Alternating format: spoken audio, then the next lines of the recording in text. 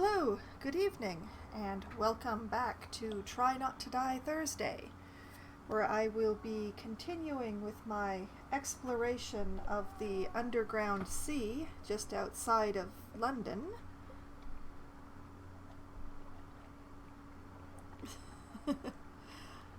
I am attempting to stay hydrated, yes, Ark.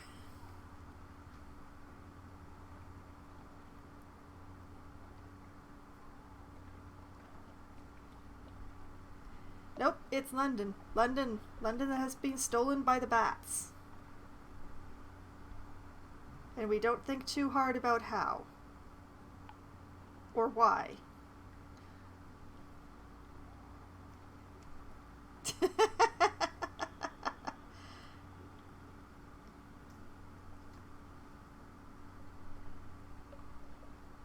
And we're just having a slight delay because, as usual, the app on my tablet does not want to let me see my chat.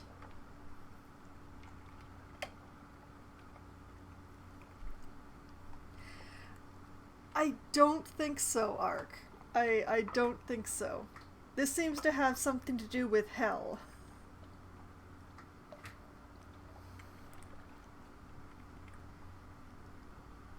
There we go. And here we are. In London. Yes, Loppy! Channel points! Channel points and sound alerts and subscriptions and ads and all the fun stuff.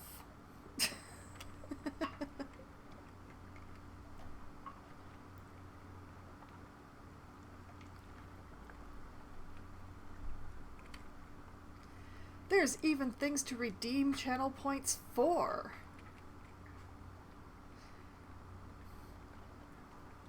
Oh yes, and subscriptions.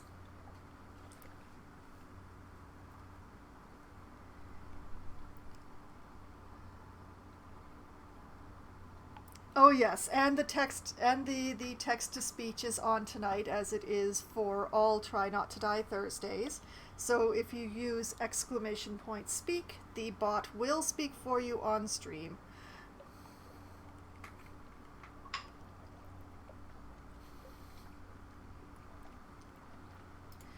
Now, do we have anything in our hold? We do have lots of things in our hold.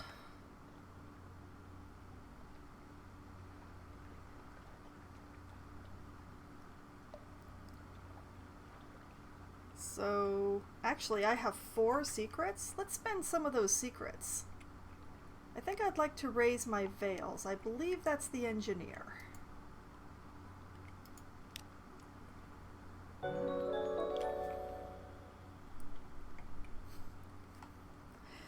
Thank you very much for the subscription, Loppy. Much appreciated. You're the first person to actually subscribe on stream.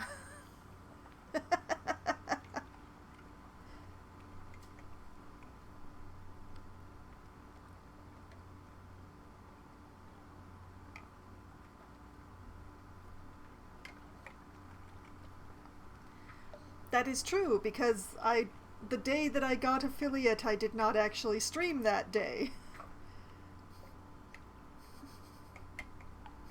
But yes. Speak to the gall-eyed engineer. You're so beautiful, she tells you dreamily. There are briars in your mouth. Her left eye pulses slowly. It's always difficult to know what she's actually seeing.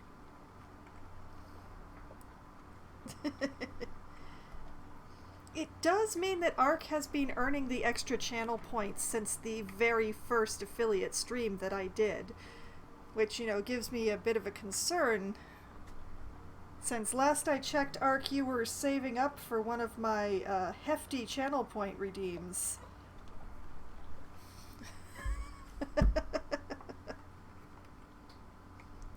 Oh my, already? Oh goodness. Increase your veils. I want to talk about steam and motion. I still see every coil of vapor. That is true, Ark. You are here all the time. I just didn't quite realize that 3,000 points would have arrived already.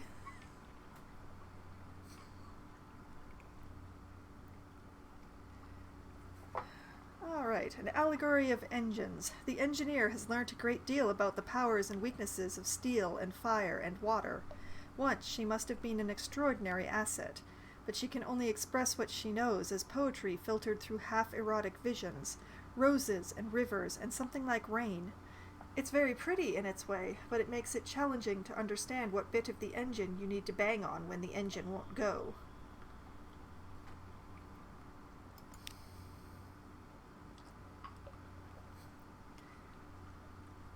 Okay, and I'm going to spend 2 more secrets raising veils here.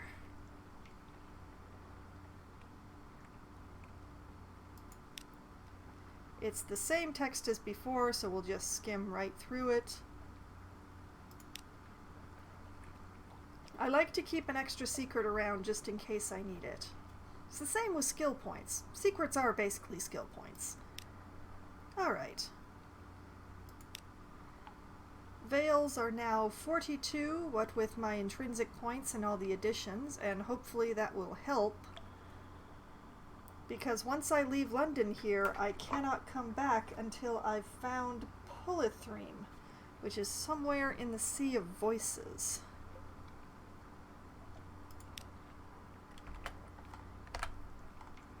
Which I did look up spoilers in the time that I've been off, and they said that I would find the Sea of Voices somewhere to the east and a bit north, probably. Everything moves around every life. But it's probable that it's somewhere in this section here, above the Khanate here. At least that's the hope. So the current plan is to sail for the Shepherd Isles and then northward from there.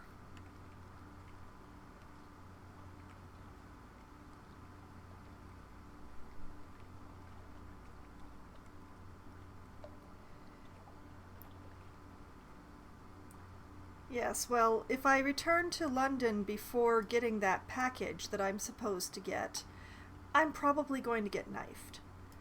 I do not enjoy getting knifed.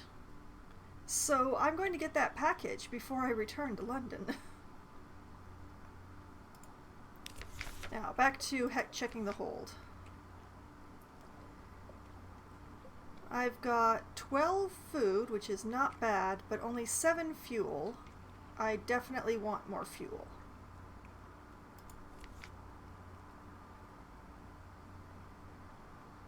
So...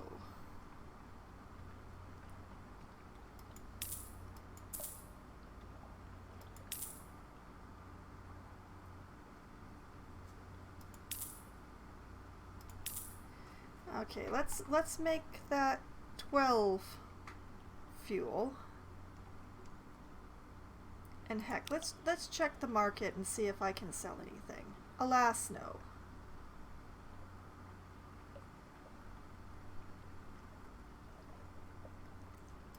Oh, another thing that I should check. Do I have a restful night?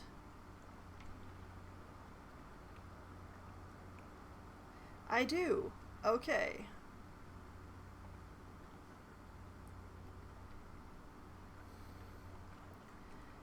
Alright, I don't have any good reason to continue to stay.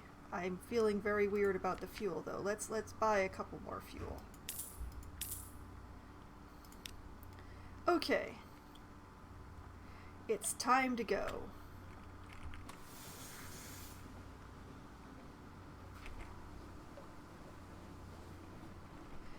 I don't want to know why you know what being knifed feels like. The comatose ferret continues comatose.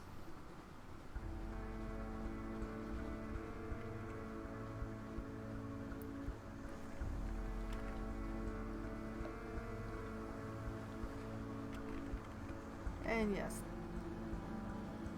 First plan is to sail pretty much straight ahead.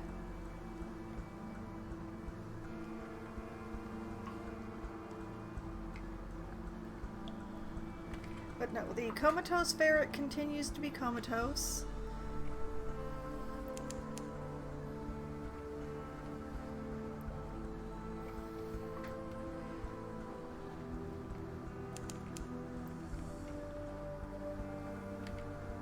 Going to sail delicately around the islands. Oh boy, that's a big crab. Let's turn off the light, shall we? This is why I increased my veils.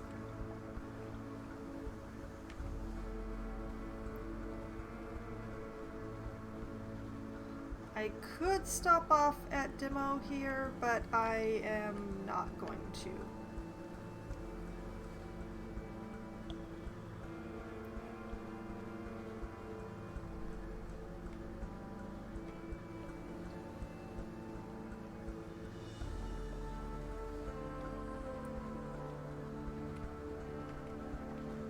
Oh, no, no, no, no. Perhaps I will, in fact, stop off a Demo.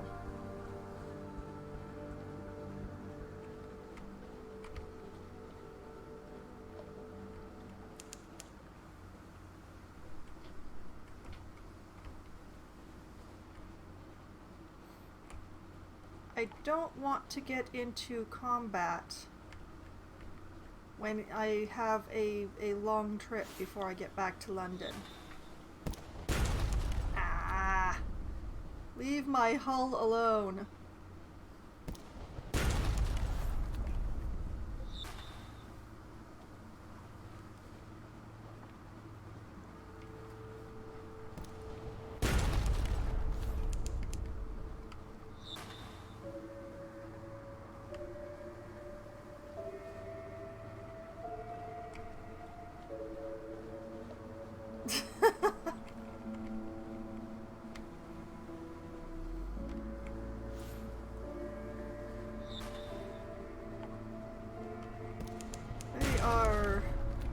Persistent.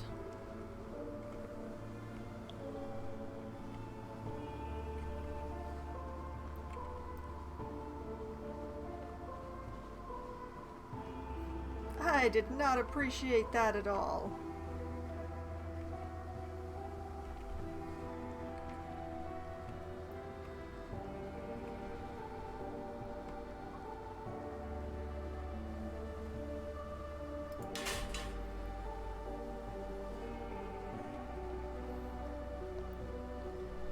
Okay, just going to pull into port here.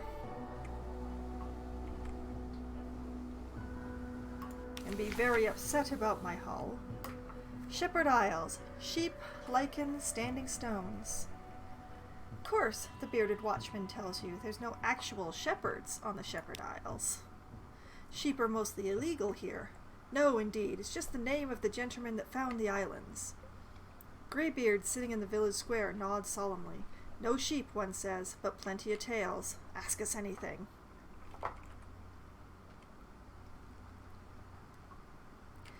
Okay, so we have a picnic at the Standing Stones.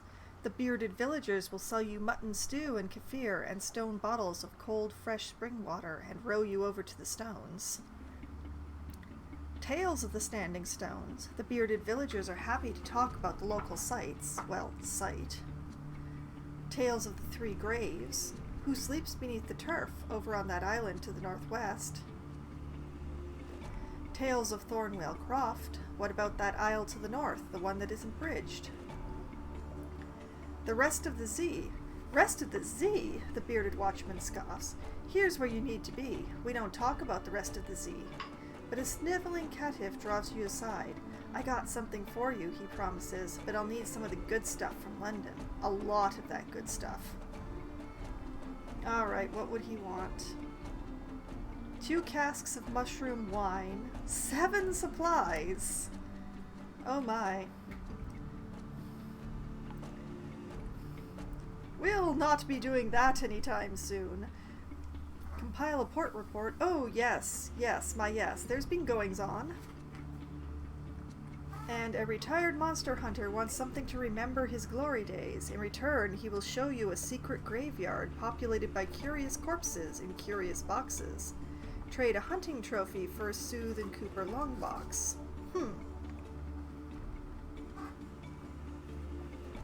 Well, let's compile a port report. In the bleak light of the false stars, surface rolling like a porridge pot, up with a roar of steam and flash of fire, 3 widows swimming, tentacles, and then we saw His Highness. There's rather a lot of this material. I now have a port report. Hurrah! Let's see, the picnic costs 5 echo. And if you have more than 1 terror, oh boy.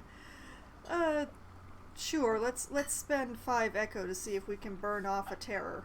We've got so much terror. Picnicking! A peaceful afternoon. Your sailors watch the fireflies shimmer, swap shanties, pass round the grog and shy stones at the more vampirically inclined Zebats. Grasses nod in the breeze. Across the dark water, the lights of Abbey Rock glow watchfully. I've lost 3 terror, so now I'm at 54 and I'm fearful. Cost me 5 echo, but that's it. I would love to stop being scared, but nothing burns off all that much terror.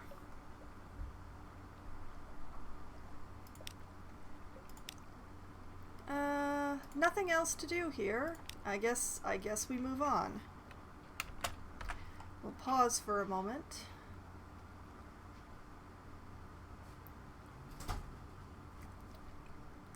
So the idea here, scroll in far enough to actually be able to see the names of places, is to sail northwards-ish into this area directly above us.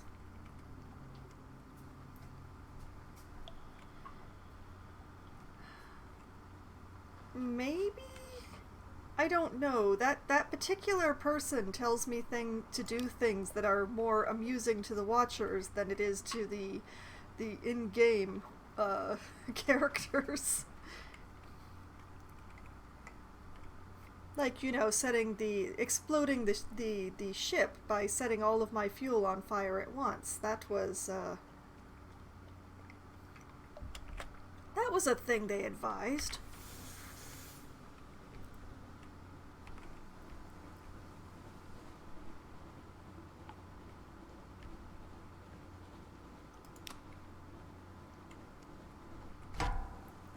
They're still there.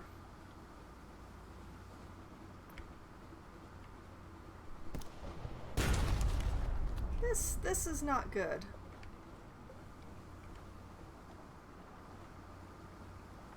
Oh no, wait, that's a new one. This one only has a crew of 5.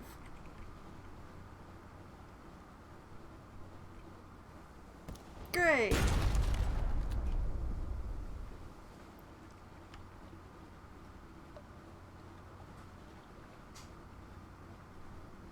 I believe, yeah, I can repairs town hall damage. Do it.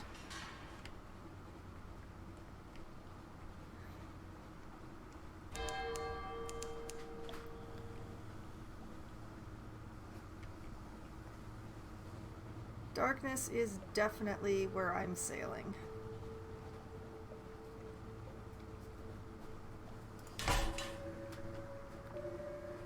I can't go all clear. There's some other threat around?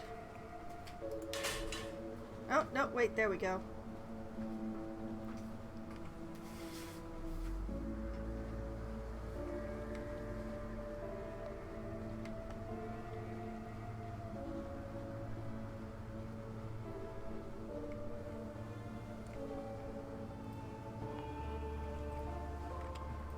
Let's see.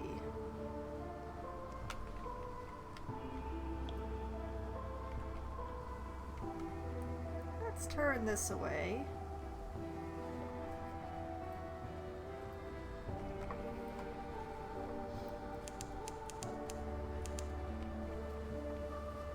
Cathranic lobe.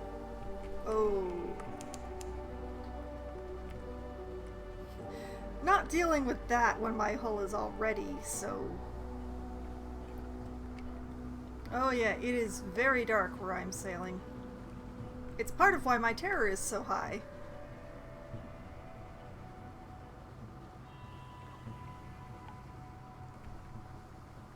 That looks vaguely man-made. Let's pause the ship here and send out the Z-Bat.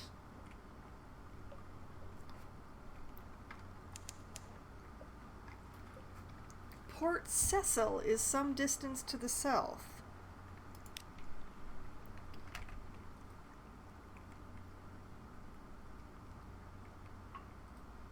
Okay, sure. Let's try south.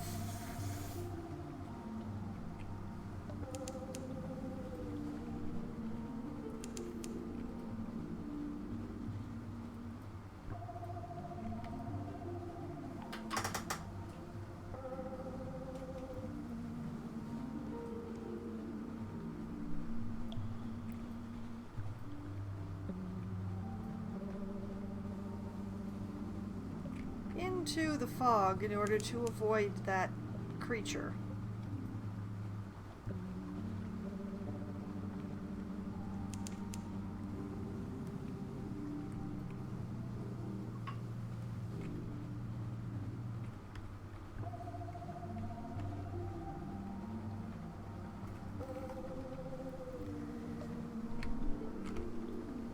Whoop. Turn, baby, come on, I know you can do it. Discovered the wreck of the Emperor Wolfgang. Whoop. Almost drove into an island reading that.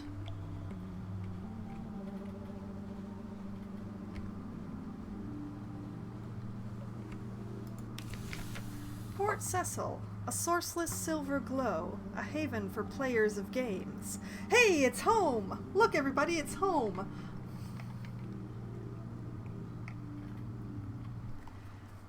Port Cecil, rumpled convolutions of coral fill the water, glimmering with silvery light.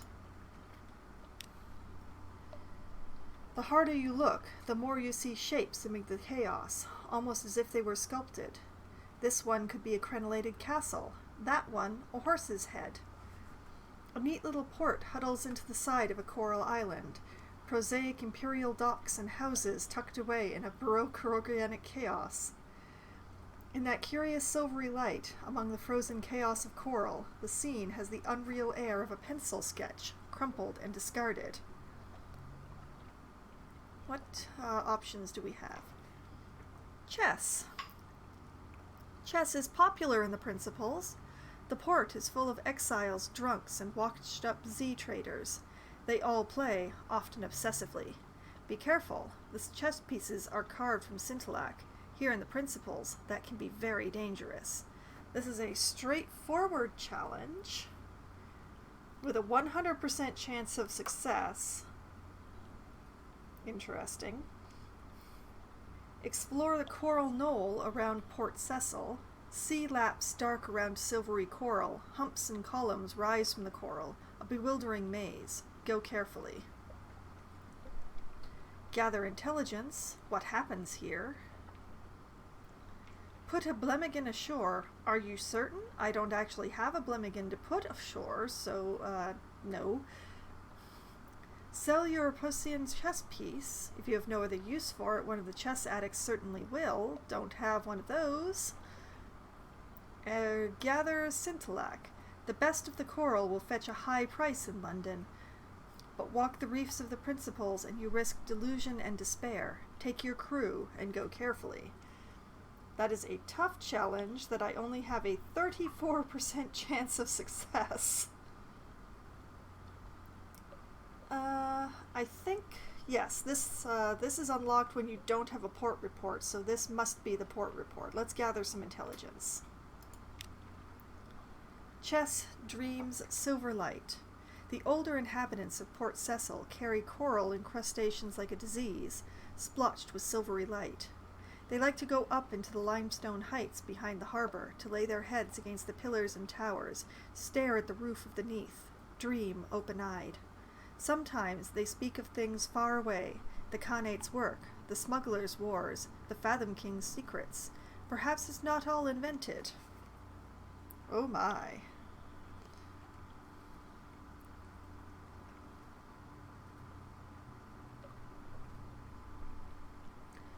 Okay.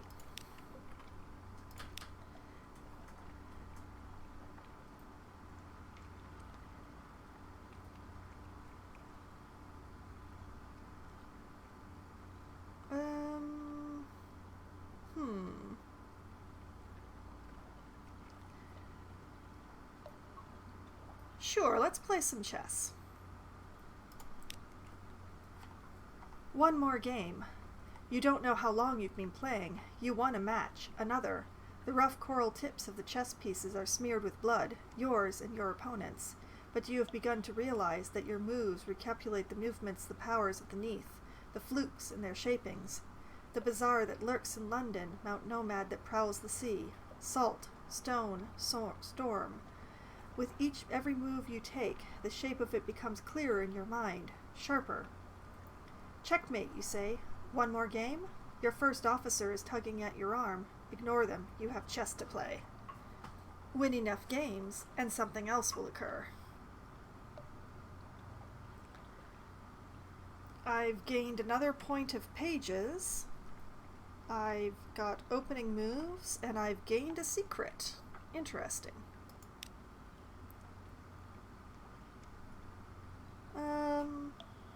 You know what? Let's explore the knoll around Port Cecil.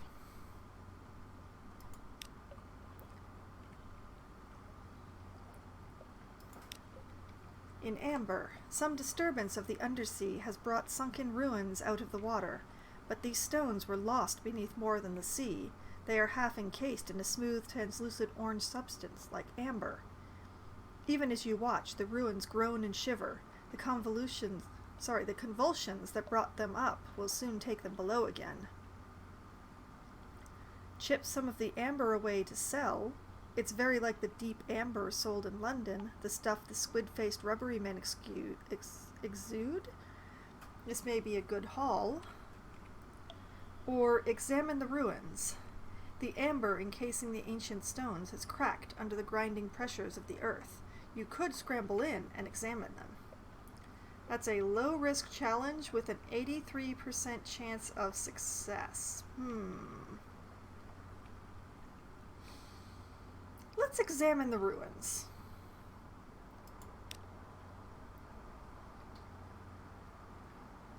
Of their bones, you squeeze through the fissures in the amber shell to explore the ruins within. The dwellings are low and windowless, thick-walled, flat-roofed, like those in desert countries. Nothing like anything in the Neath. You find shattered pots, glass beads, and bones, all mired in amber. Something wrong about these bones, one of your sailors mutters uneasily, a seasoned woman with little surgeon's training. She's right, the shape of the skull is not precisely human. The arm bones have splayed out like twigs off a branch. Another exclaims as he finds the bones of a small animal, coiled together like a knot of serpents. Shapelings, someone hisses. You think that's what they say, but none of your crew will admit to speaking. There's a rumbling from below. You all scramble desperately for the exits in the amber casing, squeezing through one by one just in time. The amber snaps shut and the ruins sink again beneath the waves with a tremendous roar and a show of foam.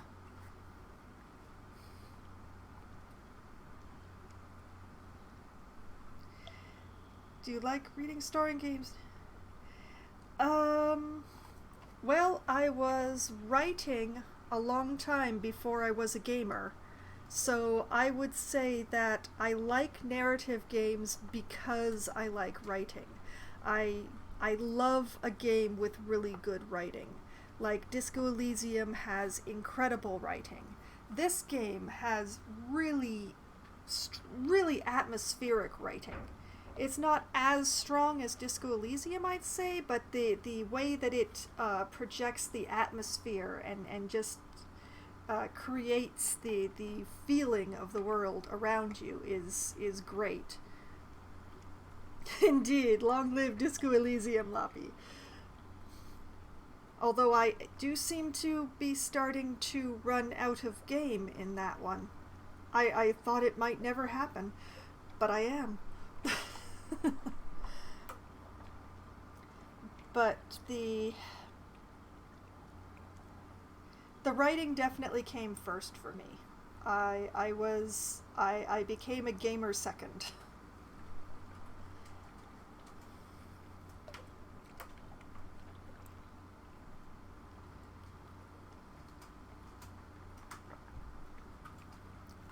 Alright, that was a success on the Veils challenge, and I've gained 20 fragments from that. Huh. Well, at least I didn't gain any terror.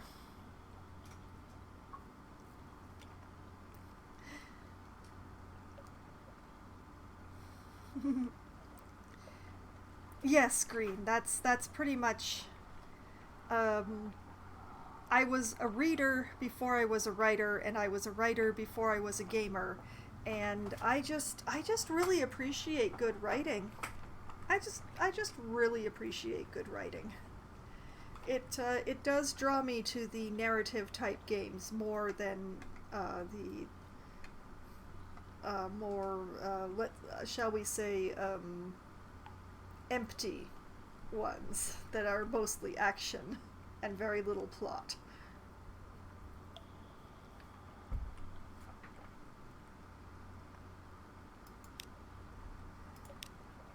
Okay, I could play more chess.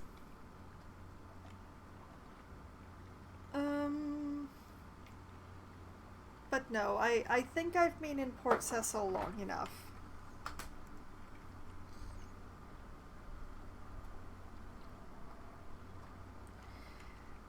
Well, not every reader is a writer.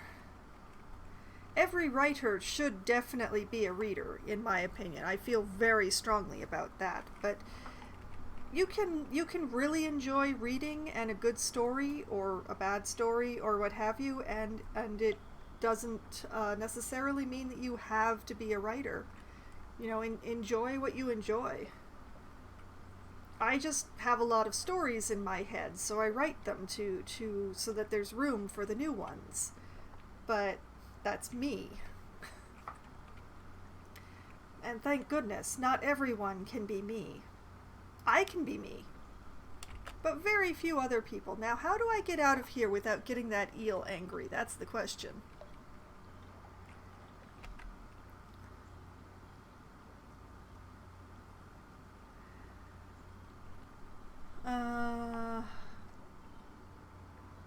Yeah, I think what I want to do is make a hard right out of port. As hard right as I can.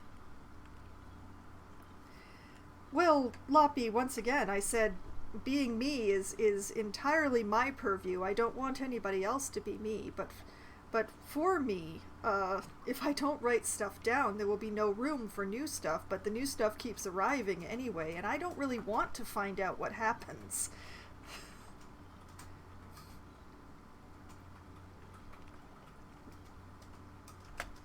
Alright. Wish me luck on making this turn. Don't hit the port. Don't hit the island. Don't hit the port. Aha!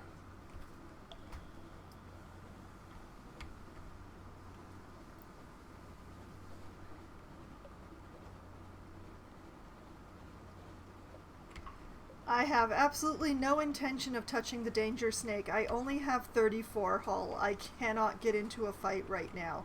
I know that I'm supposed to be killing some sort of eel, and that may well be an eel, or the eel.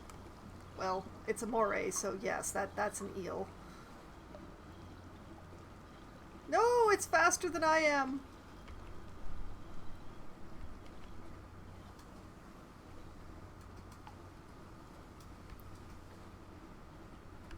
And I expended my Ratus in order to repair my hull, so...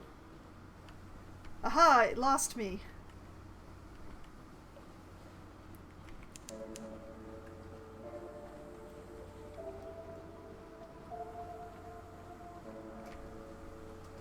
Speaking of things I wish to avoid...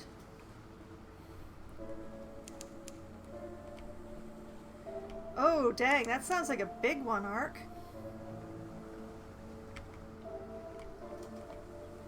I don't know what that is, and I'm not sure I want to know.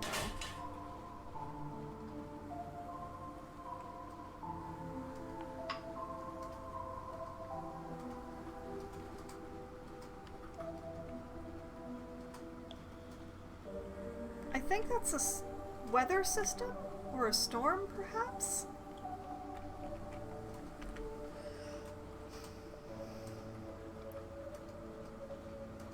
Okay, I have gone really far north here. I guess I should turn west? Except that there's a storm there, so let's turn east.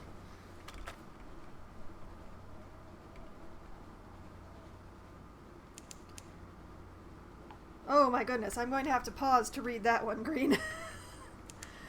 One moment here. Alright.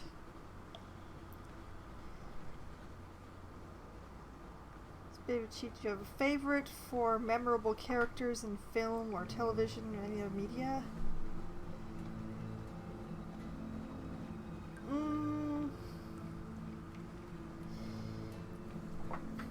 Well, that's actually a tricky one to answer, Green. I do observe a lot. People, media, books, television, movies, and just sort of I teach myself about human behavior by watching various things and by observing very hard. But I don't know that I actually... I mean, I write a lot of fanfic, which is, in fact, lifting a personality and all, into my story. But that's a little bit of a difference from creating something original out of appropriated people.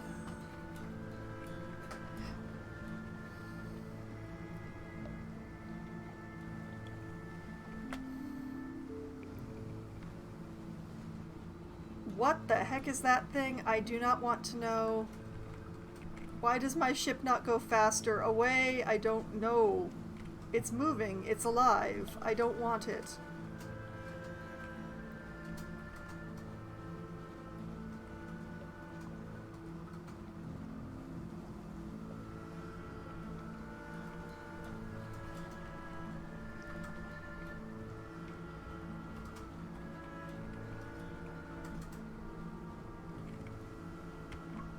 Okay, I appear to be in a new place, so let's stop and have the Z-Bat have a look around.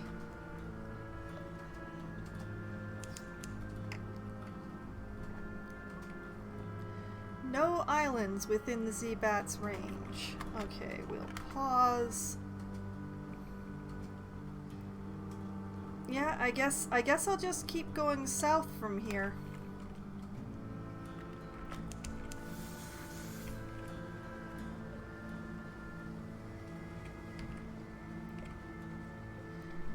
I think I may not have bought enough fuel before going on this trip.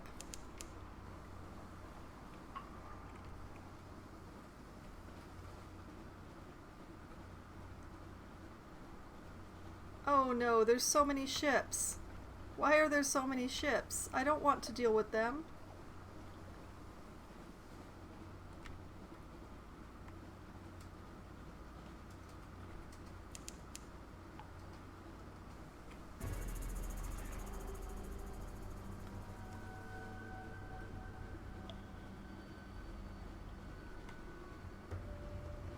We're just gonna sneak along here and hope that ship doesn't notice us.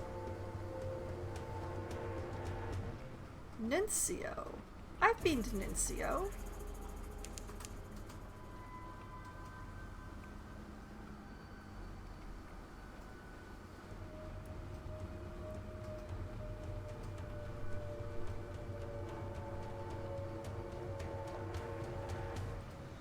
We're back at the post office. You'd think the post office would know where everything was, and I could just ask them.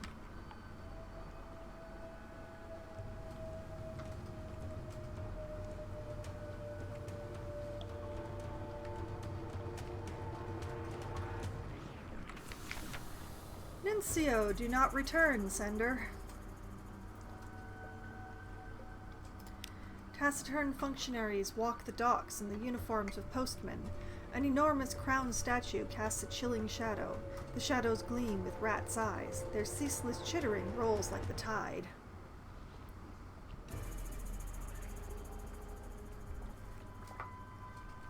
Well, yes, writing is a practice skill the same as anything else. Let's see, go to the Postman's Tavern. The Inky Blotter it's called. The sign doesn't look like much. Do some more shift work at the Dead Letter Office. It seems to be the chief occupation hereabouts. Explore along the beach. There's a long stretch of shale dotted with washed up kegs and barrels and smaller flotsam. Or assemble a port report. Most of the inhabitants were Londoners once, but that doesn't mean they are now.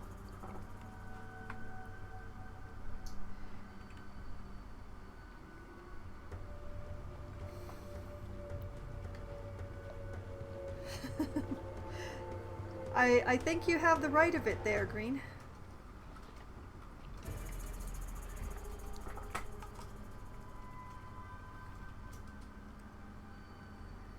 Okay, assemble a port report to start with. Uniform behavior. Cataloging all the peculiarities of the place takes many pages. The tailor who imports gilt buttons and braid just to be able to keep everyone's uniform in condition. The fashion of wearing a post bag with nothing inside. Wearing it open, wearing it upside down, torn apart, or as a hat.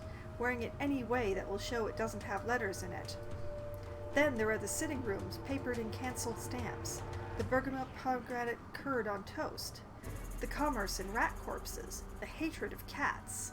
The absolute custom against ever issuing a paper invitation for any event, no matter how formal.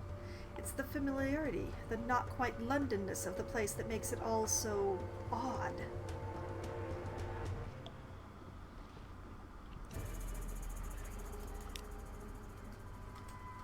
Alright. Let's explore along the beach. It's a long stretch of shale dotted with washed up kegs and barrels and smaller flotsam. Shifty going, the rocks slip and slither underfoot, but you keep your balance. Every lap of the wave drives up some new letter or parcel. The face of the water is dotted with them as far as you can see in the blackness, carried by a powerful current. Collect material for the Dead Letter Office. That's where all this flotsam belongs, so it can be sorted. Study the odd currents here. The water that brings flotsam to shore does not follow the usual patterns. That's a tough challenge with a 37% chance of success. Oh boy. Rescue a squashy parcel. Accepting no further, says a red scrawl across the wrapping. Or back to the docks. Finished here for now. Let's collect material for the Dead Letter Office. Will of its own. You make your way along the shore with a big sack. Many of the envelopes are too damp to read, their addresses permanently lost. But a surprising number are still legible. There are also parcels. Here and there is a crate, a message in a wine bottle, a sealed cask that has bobbed up out of shipwreck. Your sack ought to get heavy with all these contents, but it pulls upwards and away, straining inland towards the Dead Letter Office like an unmanageable dog. I now have Dead Post.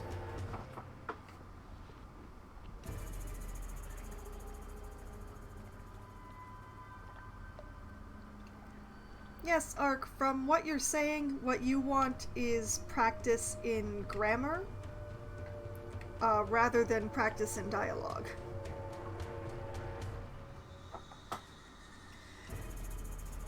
I would recommend actually a book called Eats, Shoots, and Leaves by Lynn Truss for that. It is the best punctuation guide that I have ever found, and it's written in this really light and amusing way that makes it very easy to read and very easy to absorb the information.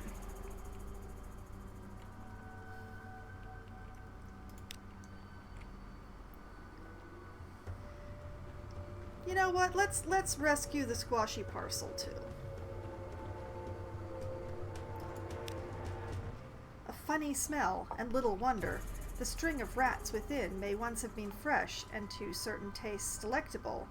It is now rather the worse for decay. Giving the parcel's contents a hasty burial is the best you could hope to do. Just before you dispose of it, though, note the recipient's name and address. A name of some power, worth remembering.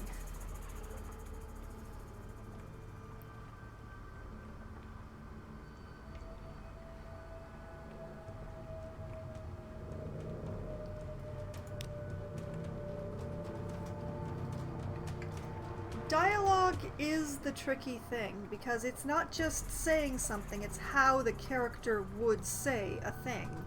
So, yes, that takes a lot of practice to get right.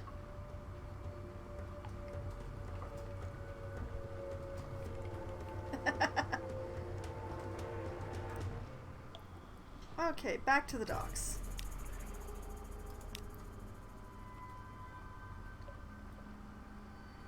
Let's do some shift work at the dead letter office.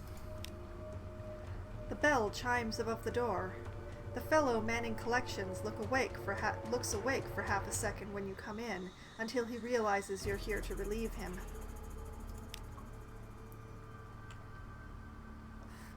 Shift work in the dead letter office. One has various possible occupations here. None could be described as fast-paced. Dialogue is definitely not the easiest thing to write. Dialogue is possibly one of the things that takes the most practice in story writing to really get to feel right. Okay, we have make a study of what goes on in the back room. The machinery looks interesting. That's a tough challenge with a 37% chance of success that I can't do because I picked up the package on the beach. Feed your undeliverable letters into the sorting machine. The gleaming hopper awaits. Ask the postal rat for a key to the basements. You've worked here long enough now and you might need one. Converse with the postal rat. Why doesn't it make a machine like this one back in London? Might lead to fewer dead letters in the first place. Or end my shift.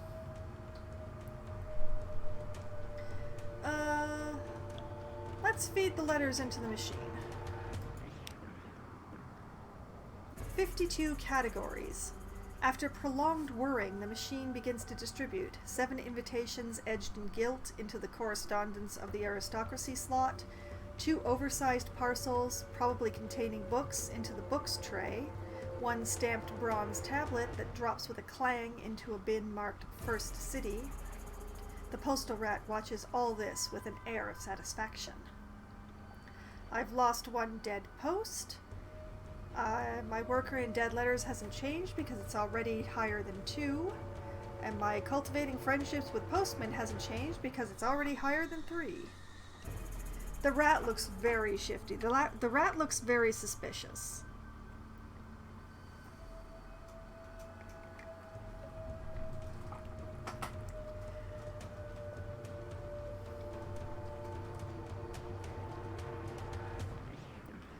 And well, Ark, I will fully admit that I am frequently unhappy with things in my first draft, especially dialogue, but that's what further drafts are for, is refining it and making it better.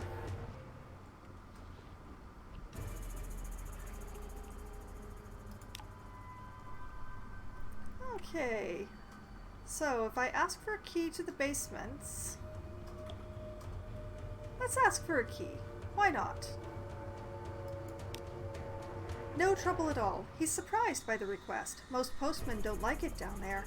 No one ever asks for a key. But he'll cut you a new one. Just be careful in there, and come out if you start to feel wrong. An occurrence. Your Nuncio worker in dead letters quality is now 4, authorized for backroom access. Exactly, Loppy. It is impossible to edit a blank page.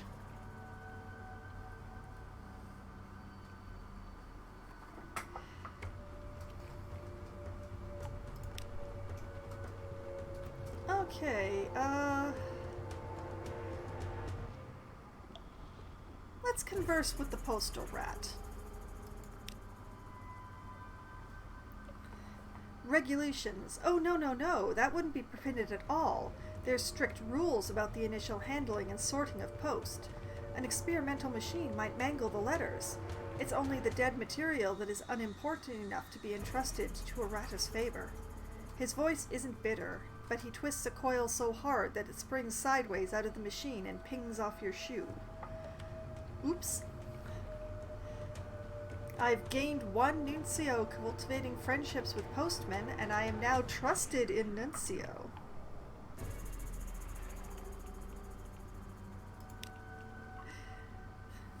Green, it is impossible, 100% impossible to edit a blank page.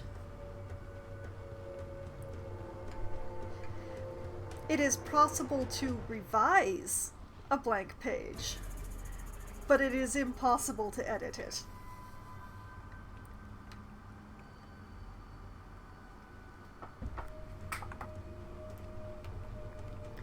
Alright, let's open the back rooms. We've got a key. We're trusted. Deep and deeper. You had expected a few shelves of supplies? More files of letters a few years older? No, it's a pit, so deep that lantern light does not show the bottom.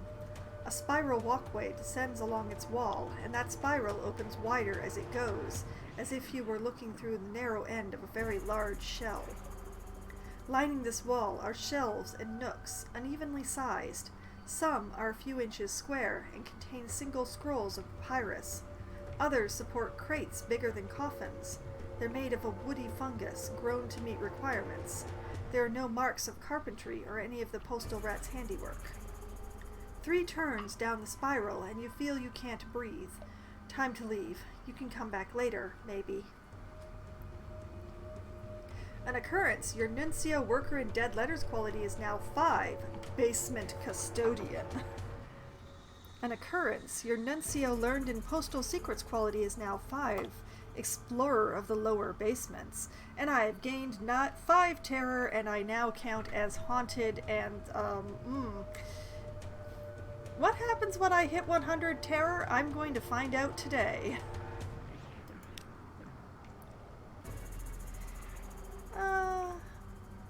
Oh, tell the postal rat about the basement findings. Certainly, I'll do that. Troubled, but not surprised. They say that's been there since before we came, before there were Londoners in the Neath, before there even was a dead letter office. There was someone else, and they built the last layer on top of what was there before, and so on. When you press him a little further, he says, I've been down there. Didn't like it much, but I wanted to test my machine. Thought if it could handle some of the very old dead letters, that would be a good sign, you know? Evidence the machine was in working order, good, strong sorting categories, and so forth. He pauses. There's letters down there that set your hair on fire if you so much as look at them. See the bald patch on my left leg? That wasn't a machine accident. Oh no, that singed right off as soon as I put my nose into one of them letters. Oh my. An occurrence. Your nuncio learned in postal secrets quality is now 6. Familiar with the flaming letters. My cultivating friendships with postmen hasn't changed. I've gotten a tale of terror. I now have 5. I still don't know what to do with them. And I have an extraordinary implication. If I survive to get back to London, that will be worth quite a bit.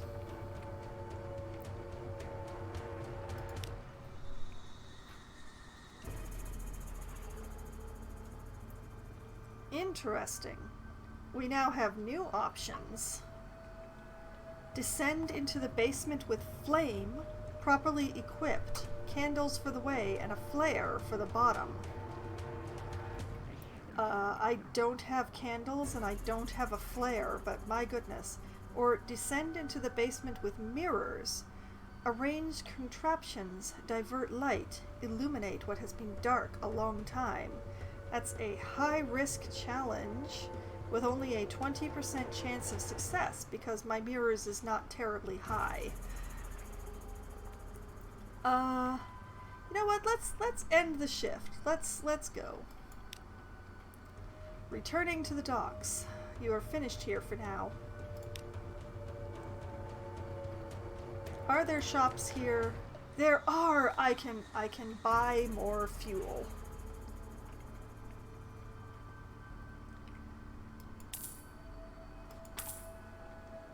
It's very expensive fuel.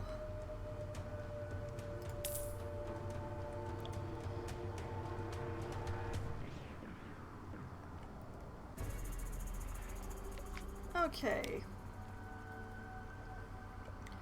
Well, let's have a look at the tavern while we're here. Warmer inside than it looks. Faces turn in your direction, but no one seems surprised to have a new arrival on the island. Lit by 2 roaring fires, one at either end of the room, the bartender is in postman's uniform, like almost all of the patrons. A noseless postal inspector called Blunt Thomas delivers the drinks, clears tables, and stacks the firewood.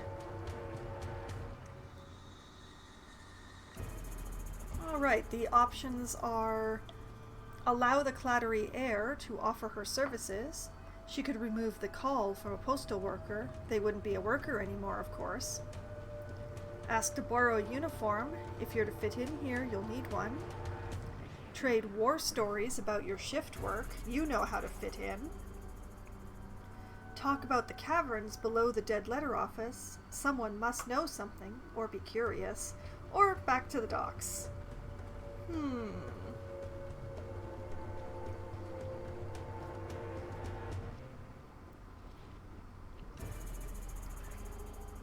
This would give us another sailor, probably.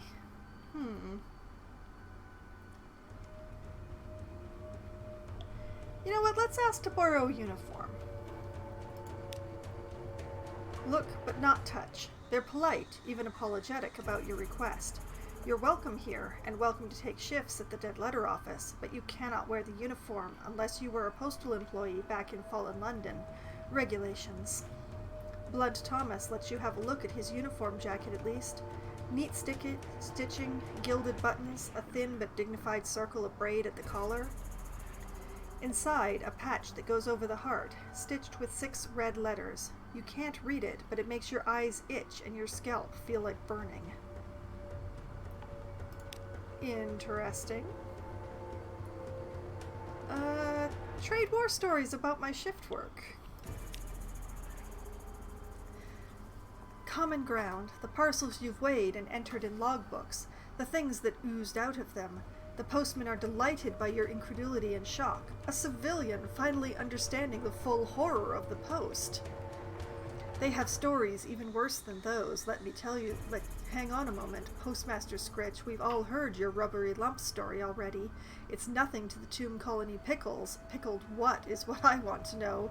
What about the Sooth and Cooper crate and how we had to scrape bits off the masonry, do you remember? The night runs late.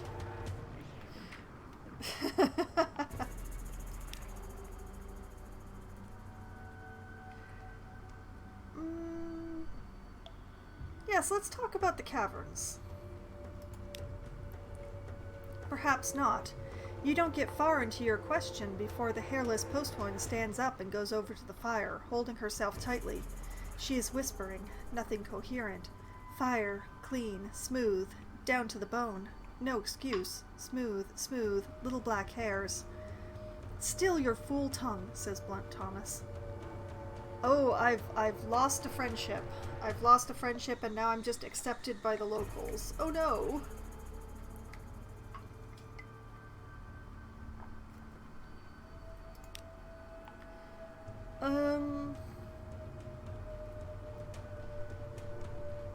Let's let the heir offer her services.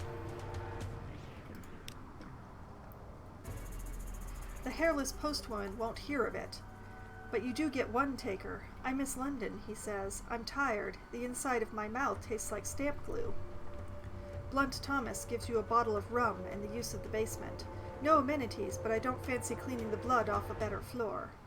The patient takes his uniform takes off his uniform for the last time and lies on the cold floor.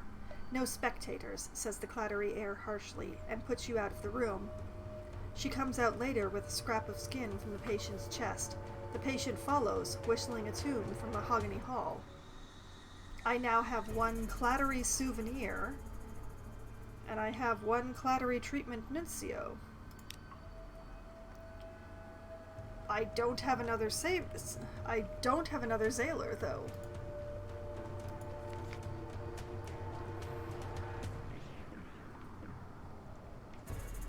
I don't know.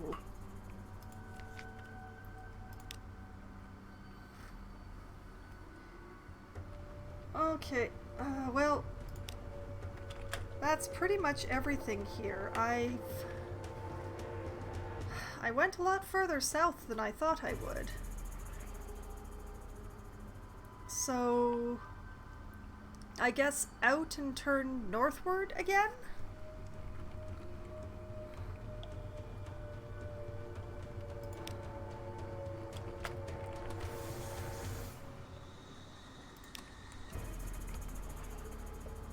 I am definitely going to find out what happens if you hit 100 terror tonight.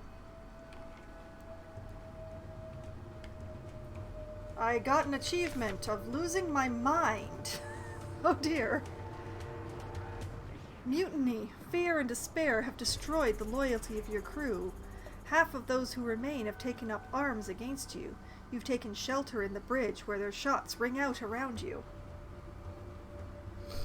Oh dear. Cut them down. Cowards, villains, damn them all. Failure here means your game is over. Attempt to win them round. You're their only hope of reaching home alive. Make them understand that. Failure here will, as it happens, also end the game. Okay, there's a 23% chance of success on violently murdering them. And a 19% chance of success of attempting to win them round. Oh dear. My options aren't good. This might be the end of this lifetime.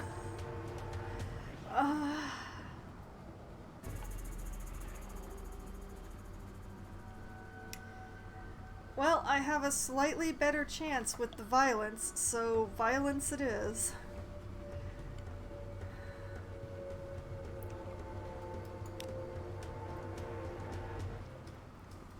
Treachery and despair. You take cover with your loyalists and hold them at bay as long as you can. One by one, you run out of ammunition. When they storm the bridge, you fight them hand to hand, to no avail. One of them smashes you through the glass of the bridge windows.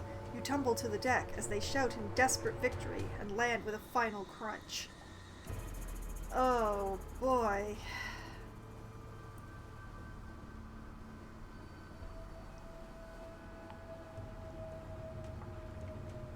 Oh boy, oh boy. Lost with all hands, you and your crew are gone. London will speculate in vain as to how you might have met your end. Into darkness you will be mourned, or into darkness you will be mourned, but you provided for your heir. I've provided nothing for my heir. And yes, violence was not the answer.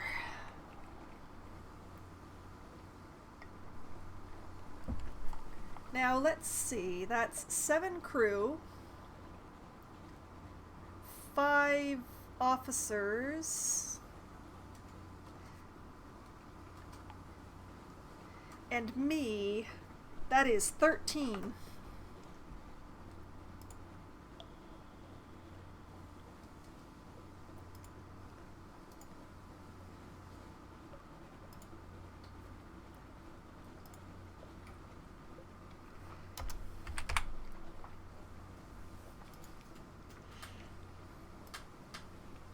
That's a lot. Y'all happy now? The death counter has been used, and it's in double digits.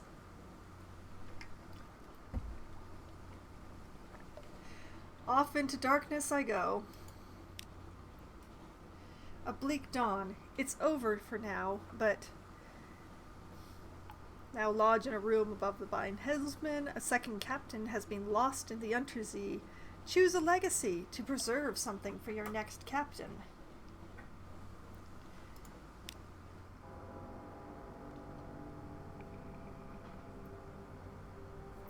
R.I.P. Bertha.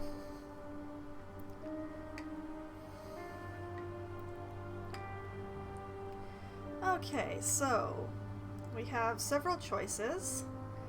I was Bertha's rival, retained 50% of iron and one weapon. Pupil, retained 50% of mirrors and 50% of their money. Salvager, 50% of their veils and 50% of money. Shipmate, 50% of hearts and one officer.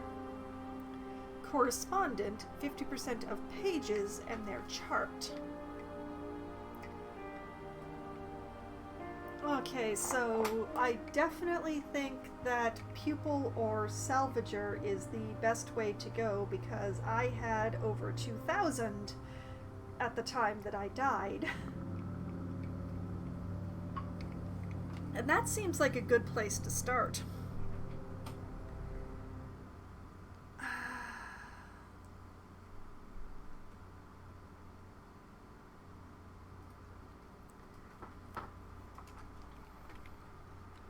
Which was higher, my mirrors or my veils? I think my veils was higher, so salvager?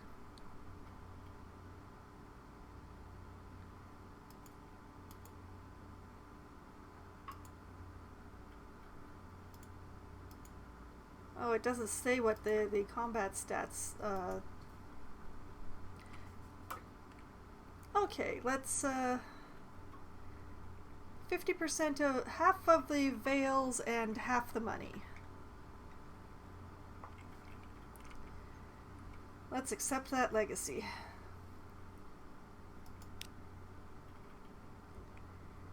Yes. Starting with over 1,000 sounds good.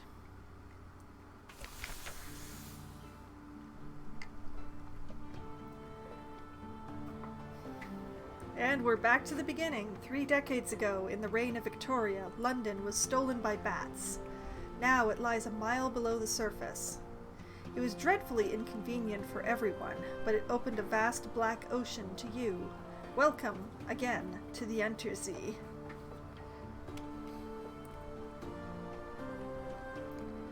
Choose a past, is what I shall do. Decide who you were and what you want to be. I have a room above the blind helmsman. Alright, what do we have? A street urchin. Your urchin gang cast you out when you grew too tall. You took to sea rather than graduate to larger crimes. That last big score was enough to buy a ship. This will give you a bonus to veils, the skill of subtlety, and evasion. A poet, educated and articulate, you seek sensation at sea. How lucky you had this legacy to spend. Your long-vanished father had a rich patron, it seems. It's a bonus to pages. A skill of trickery and knowledge. Veteran of the campaign of 68. You fought in the invasion of hell. London's armies lost. You survived. Your loot and your pension have brought you up command. This will give a bonus to iron, the skill of causing direct damage. Given how I avoid fights, I should probably not go for that one. An ordained priest, which is the one that Bertha was running with. You fell from grace. There is nothing left ashore for you. An anonymous benefactor has found this way out for you. Perhaps at Z you can overcome your appetites. That's a bonus to hearts. Or a natural philosopher. Your peculiar theories on time, blood, and starlight brought you down to the Neath, the cavern where London lies, and now they take you out to sea. That's a bonus to mirrors, the skill of detection and perception.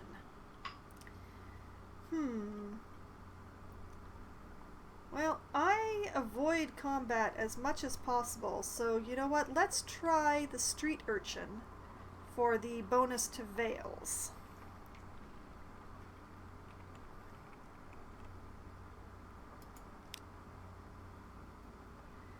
low cunning on the high seas.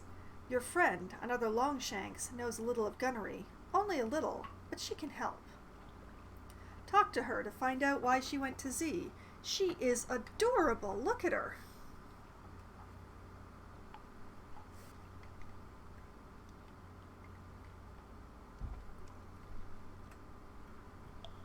Alright, continuing onwards. What does winning mean to you? Your father's bones. Your father was lost at sea. You never knew him, but you've often dreamed of him. Find and return his remains to London for a decent burial. Fulfillment. Gather 100 tales. Learn all you can of the Z. Write a masterpiece. Retire. Yes. Yes, we are two adorable street urchins. Well, maybe slightly less adorable in my case, but look at her! She is so cute. Wealth. You know how it is to be poor. Now you want a mansion, servants, fine clothes, a family, perhaps. Or a private kingdom which is locked until you find that one island that I found and will now have to find again. Alas. I think I'm going to actually continue with the father's bones, because that was actually quite intriguing in my previous life. I'm curious where that one actually goes. Although it's going to go in a different direction because I chose a different background, but, you know, father's bones, let's find them. Full Fathom 5? Find where he fell and bring him home. When you've found your father's bones, you can retire to victory. Explore fallen London to find your first clue. An occurrence. Your objective ambition quality is now find your father's bones and then retire. A last scrap of paperwork. Captain, an irregularity with the Harbour Master's office. They wish to know, what term of address do you prefer ashore? This will determine what people call your captain, but your captain's gender is up to you. I definitely want to continue being captain. Captain will do perfectly well. Thank you. A last piece of advice. Explore. Take chances. This captain will probably die. The Z is hungry, but each captain passes on lessons to the next. And now let's see. Character portrait. And name, obviously, but character portrait. I kind of like that one. I haven't used it yet, so let's go with that one. Now, let's see. I need a name that starts with C.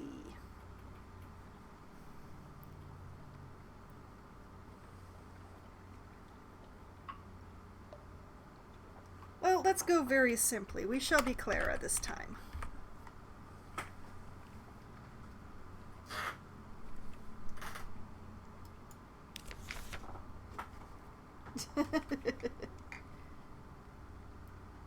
Your father's bones, a cold trail. Your father, lost at sea so very long ago.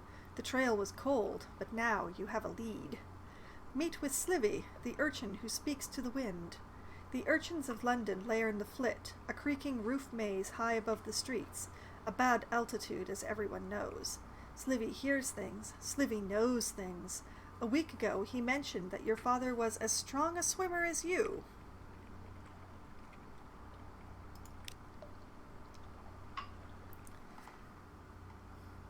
A troubled tongue.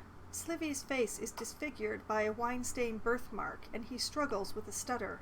Marks of the lightning's kiss one night when he got too bold in a storm, they say. Yes, I've been waiting for you. I just wants me a little mudder salt, something to calm me tongue. Bring it, and I'll tell you who has your father. I'm sorry, I'm not going to represent the stutter, because whenever I try to do that, I end up slurring and stuttering for quite some time, and I'm already having enough difficulty speaking tonight. It's hard to turn on and even harder to turn off the stuttering. Alright. Go north along the coast to Wither and bring back Muttersalt for Slivy. Bring mutter salt from the north to Slivy in London. Wither. You can buy mutter salt at Wither for Z stories. Oh, interesting. Do I have Wither on my list? I do not. Alright. So we shall add Wither to the list.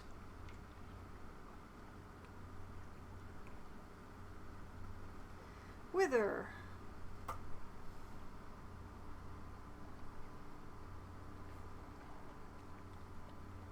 North along the coast. Man, I love this pen. It's so sparkly. Of course, I'll have to get a Z story before I get too far with that, but it's a start.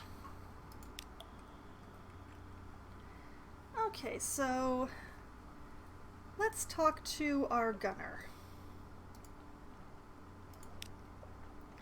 Alright, Captain, what do you want me to shoot at now? The Longshanks gunner is not the most distinguished of officers, but she'll do until you find someone better. That is mean. And she increases iron. Spending a secret will improve your iron, but no higher than 50. Alright. Iron is one of my lower stats, so that's probably good. I can ask her what she wants from life, why did she come to Z, or it's currently locked, but I could proposition her. I always liked you, back when we was still on the rooftops. The gunner has grown bored of subtlety. Ensure your iron is at least 20 points higher than your veils. It's gonna be a long time before she's seducible.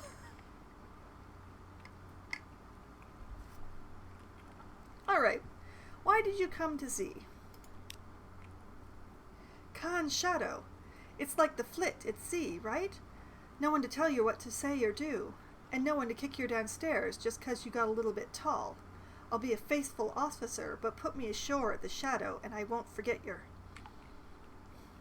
Khan's shadow is east of the Khanate proper, in the east central Undersea. Well, if I find the Khanate, I'll probably find Khan's shadow.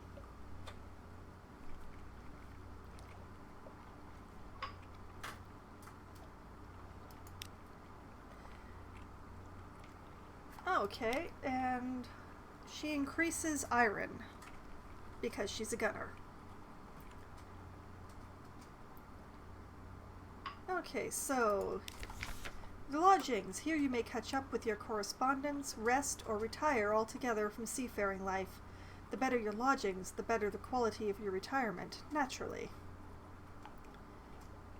Okay, I can read the morning papers, the Unexpurgated Gazette, the magazine formerly known as the London Magazine, the Spiteful Trumpeter, News. No, the Khanate was interested in animals, mostly, and my previous life did find it, but this life, not so much. We'll just pause here for a moment. This life has seen nothing and been nowhere. This is the map. So the Khanate will definitely be to the east somewhere, but it's definitely not going to be in the same place as my previous life. Things move around. They'll always move around.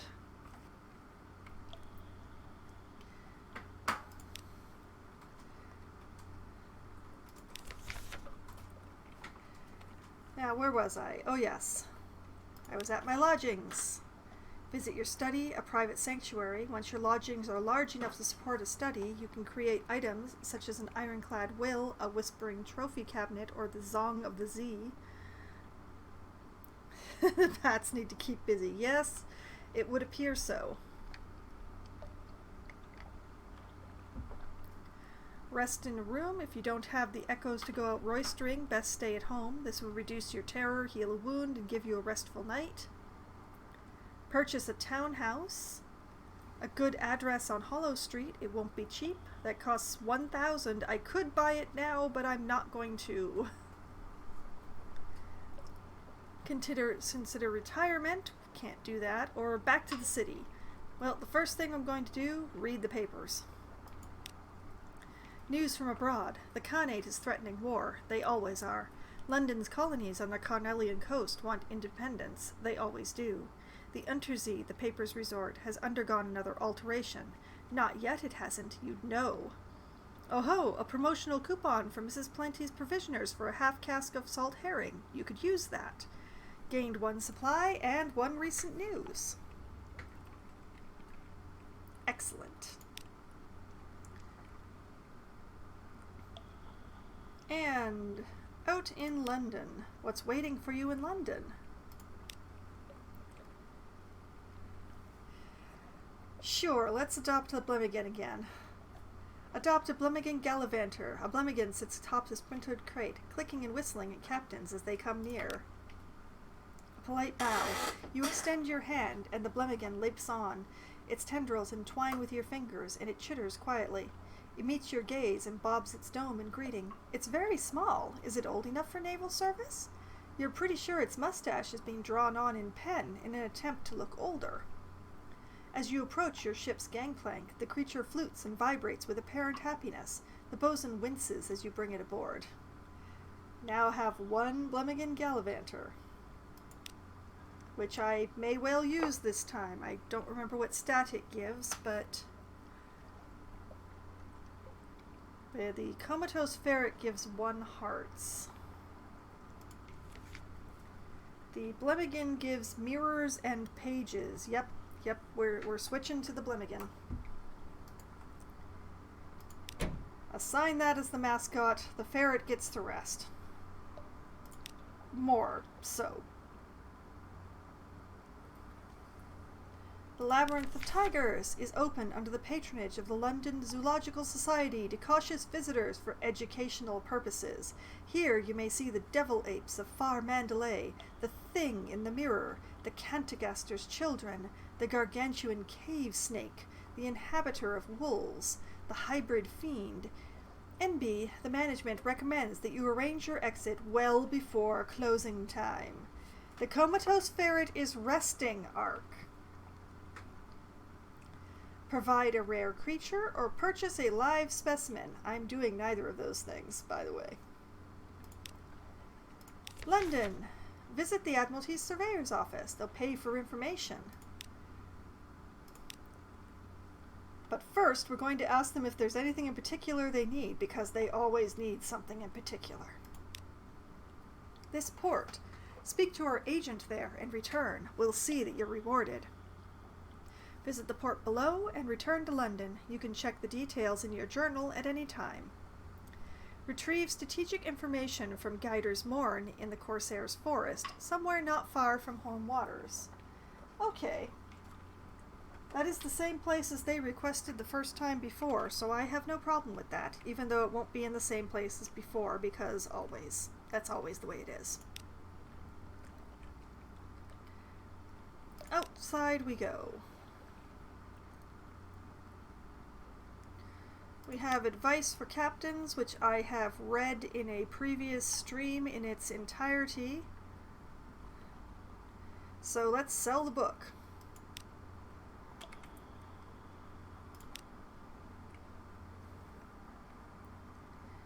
Someone on the docks wants to board your ship.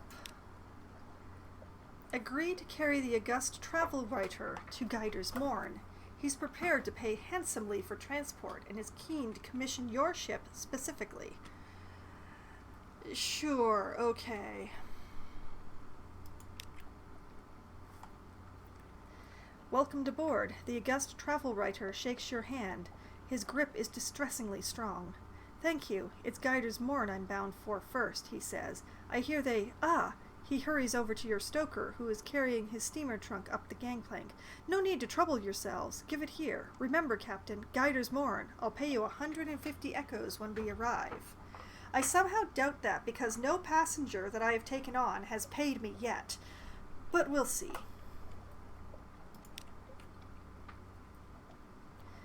Okay, anything else interesting to do in London while we're here?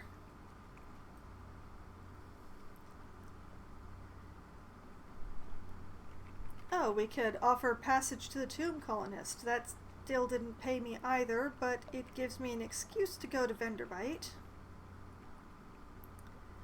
Sure, let's do that. It's oddly difficult to die in fallen London, but when a Londoner is too tatty and wretched to live, they wrap themselves in bandages and take ship for the tomb colonies. Your crew cart these ones on board in padded coffins. They'll sleep there until the journey is done. The tomb colonist is in your hold. Take them north to the colony of Venderbite and sell them there. Okie dokie. Well, it's definitely time to go. Let's see if the sisters are still missing. That seems like a good place to start, I think.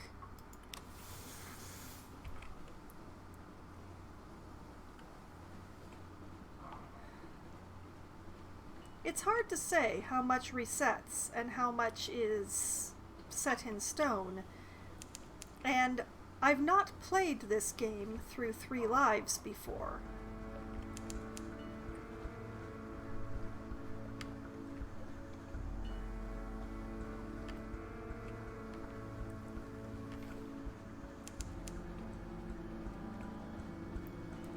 So, to Hunter's Keep.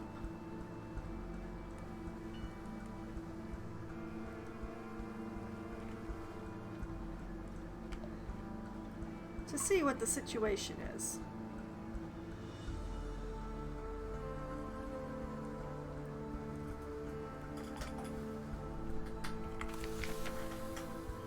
A quiet isle, a grand old house. A hump of dark rock swathed in mist like 100 other Untersee islands. But here there's a grand house, windows aglow, lawns impossibly green and lush in the false starlight, raked gravel paths. You stand on the dock as the sea nudges the ship's sides. An unexpectedly warm breeze carries the faintest trace of lavender. Well, it would appear that the sisters are back. 100% chance of success of spying on the house, so we are absolutely going to do that. Piano music drifts across the terrace. You peer through a half-open French window into a grand parlor, grand in size, if a little reduced in style by dust and neglect. A dark-haired, pale-skinned young woman bends earnestly over a piano keyboard. Another, fair-haired, but unmistakably her sister, sprawls on the sofa with a book. A third sits by the fireplace, staring sorrowfully into the embers. Soon, she says, and the piano music falters and stops. We'll go hungry, and then the end will come. For me, but not for you. The pianist raises her eyes from the keyboard. Hush! If we don't speak of it! She frowns. Has she seen you at the window? You withdraw. Success in the Vales channel. I know something of Hunter's Keep, and I've gotten 40 fragments. Waha! Okay, we're going to reconnoiter the island to get a port report. The sea silence. Ships rarely come here. Nothing changes, even the weather. The house is the heart of the isle. The house and the sisters. But the Admiralty may be happy to know that nothing's changed, at least. So, now I have a port report. Let's present ourselves at the house. Knock and enter. A maid with smoldering topaz eyes shows you into the parlor where the 3 young women wait. A visitor, the youngest cries. The next youngest chuckles. The eldest sighs. Do excuse the indecorum, she says. Visitors are rare. You are very welcome. I am Cynthia. The noisy one is Phoebe. The cheerful one is Lucy. You're in good time for lunch. Will you join us? You're acquainted with the sisters, and the air trembles. A breath of change passes. So now we have a choice of whomst to have lunch with. We can have lunch with Cynthia. Cynthia is the eldest, melancholy, pensive, occasionally dramatic.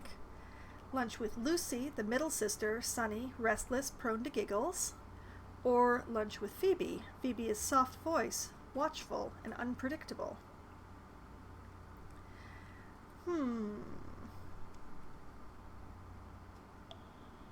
Let's lunch with Phoebe.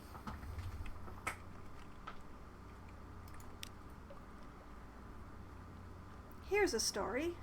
Phoebe has a story to tell, of two lovers parted by water, of a raven that carried messages, of a fragment of the moon. She beats time on the table as she speaks, as if to a song only she can hear. The effect is hypnotic. Your attention drifts out through the skylight of the dining room to the false stars glittering in the roof of the cavern. You drift like a puffball spore. The Untersee shimmers below. Islands lie like mineral specimens on black velvet. Ships bob like wood chips between the islands. Vast spined things pulse in the depths. There's a scent like the scent before a storm. The storm came, says Phoebe quietly. Everything changed. Somewhere in there, you finished the last course. The scowling maid reluctantly served cheese and Bath Oliver biscuits. That's all for now. I have one memory of distant shores. I am further acquainted with the sisters. I've gained a supply. I've lost 24 hunger, gained... Fragments have remained the same, and I've gotten the attention of the god Storm. Dun dun dun. Continuing. News! Well, not receiving visitors? The parlor is empty. Where are the sisters? The maid makes it clear, through a series of unwelcoming growls, that Phoebe, Lucy, and Cynthia are all three indisposed. No lunch today, apparently. Well, I don't know how high it's going to go, but I think that 13 might actually be the highest that it has been for Sunless Sea at all.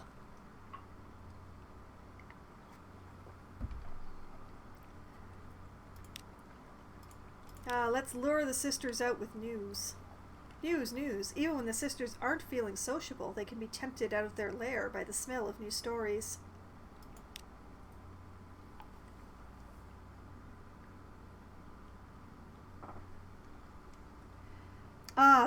Lost Epic. Yes, I never want to do Lost Epic for 2 streams in a row.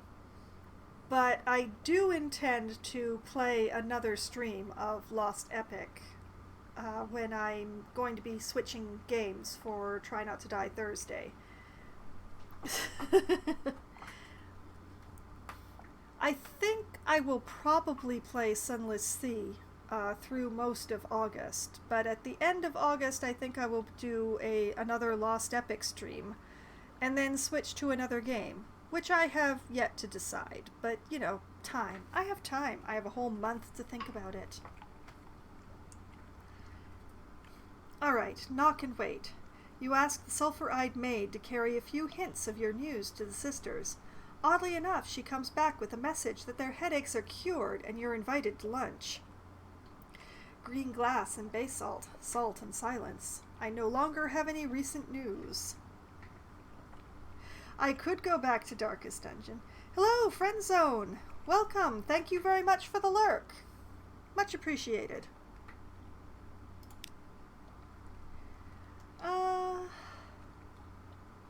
I'm going to lunch with Cynthia this time, I think. I spent a lot of time with Lucy in my previous life, so, you know, talking to the other sisters sounds fun. Cynthia. Cynthia grasps your arm and whispers to you. Her eyes are wide and blue. Her hair is wild and tangled. Bats might nest in it. It seems to you that you are sitting on a hillside above a wide blue lake, listening to a story of a murder, an axe, a net, blood on scented water. Another chop? Cynthia asks. You've barely touched your food. Here, I'll have the maid wrap something up for you. You can't be hungry. It's not safe to be hungry. I now have 1 terror. I have 1 tale of terror. Still don't know what to do with those. That's all for now. Gain supplies. Iron remains unchanged. Iron could have changed. And I have Salt's attention now. So I have the attention of Salt and Storm at the moment. Continuing. That is pretty much everything to do here. So I think what I want to do, as we pause, is sail northish of Hunter's Keep and see if I can't find, what is the name of it? The Corsairs Forest. It's, last life it was just north of Hunter's Keep and a little bit east. So I'm hoping that since it is such a big thing, that it will still be in approximately the same location. That's the hope, anyway.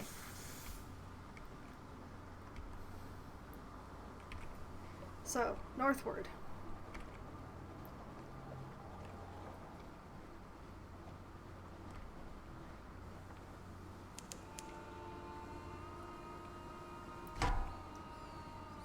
And there are bats.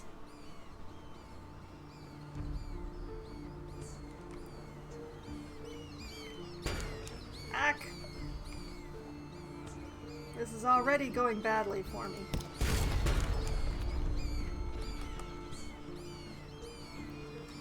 Round and round and round I go.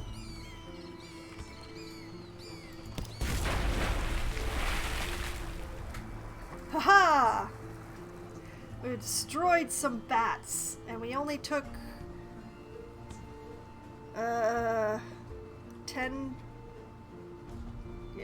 15 damage to do it.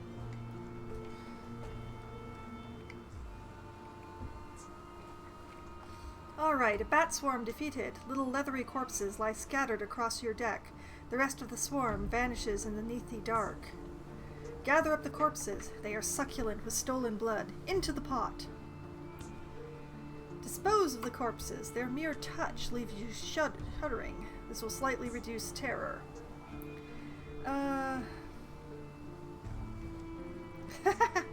I don't have the ferret this time. I'm using the Blemigan.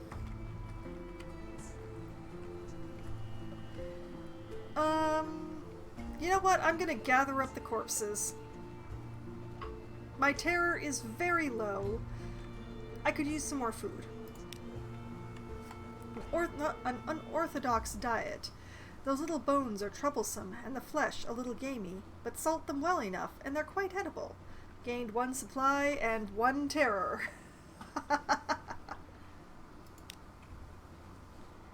Okay. Continuing in a northward-ish direction.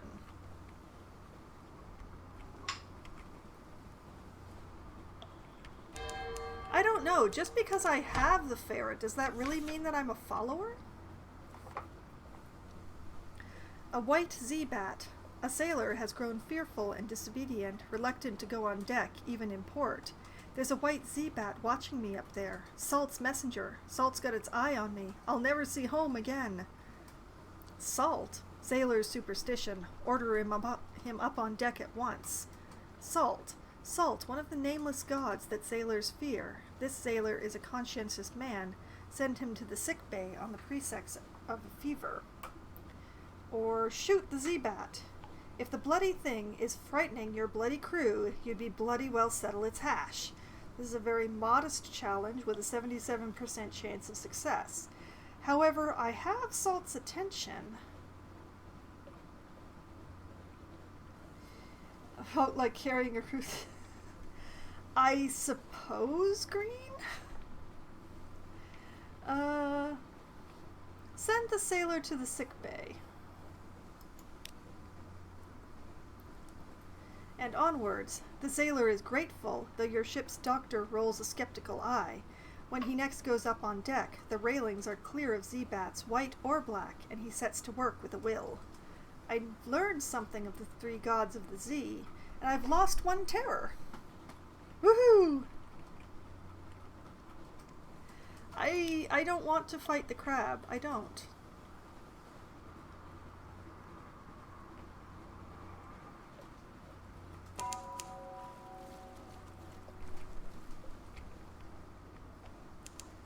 We have found Moody's light.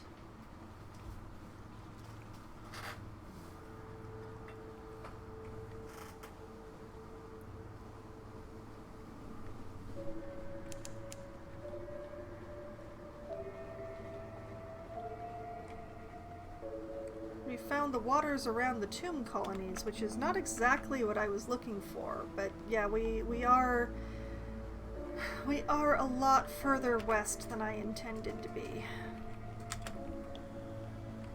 So you know what, let's turn towards land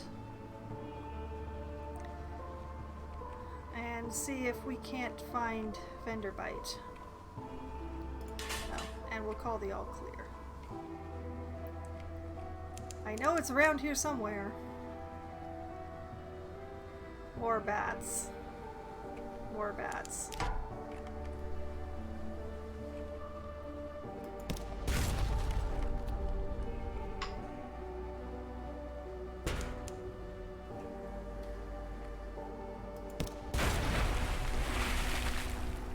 Okay, I'm getting slightly better at the bat thing.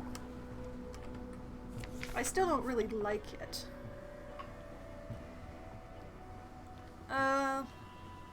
Let's dispose of the corpses this time.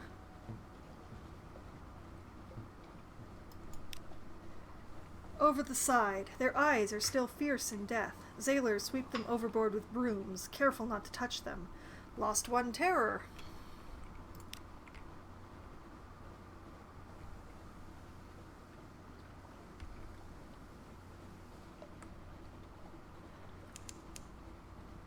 Pickett's Bluff. Ah, we're north of them.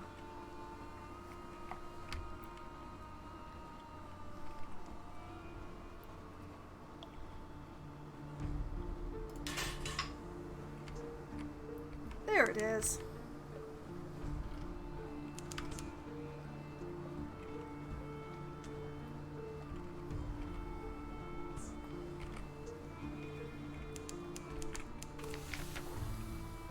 Trouble with tomb colonists, as before as again. You've brought this decaying immigrant north. Now what? Help out an immigrant. Your tomb colonist passenger yanks off her bandages. She looks remarkably healthy for a tomb colonist. I'm not as dead as I look, she confesses, and I won't get ashore without your help. Yes, the constables are looking for me back home. Is that a problem? Or make no promise of discretion. Keep your nose clean. You'll drop her off at the dock as you promised, and after that, it's her problem.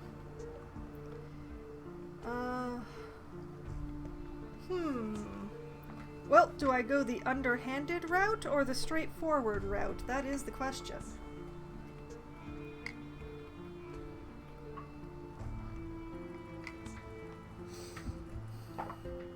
Let's be underhanded. Let's help her out.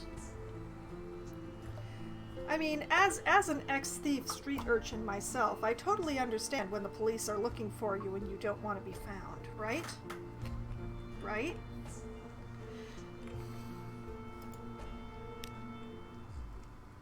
Muffled oars.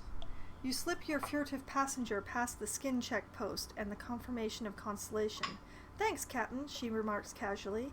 Let me teach you a couple of tricks, just in case you do this again. And here's a little hush money. You brought a criminal to Venderbite and assisted her. You've gained 1 veil. I've gained 200 echo. I now have 1 point of suspicion. Oh my. And I've lost 1 tomb colonist. At least this hasn't been a go find me an eel. The tomb colony of Venderbite. On deck, you can hear the sound the 1,000 bandaged dead make as they shuffle and cough.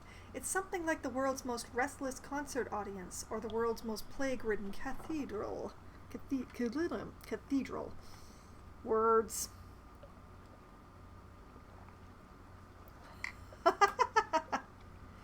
I'm role-playing, Ark. I'm role-playing.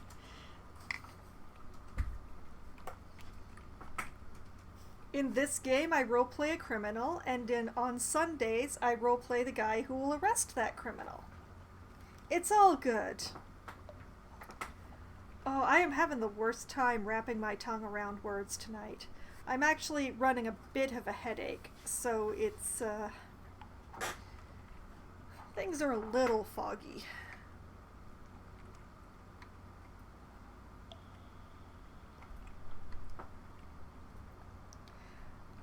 boy, Loppy, I can imagine.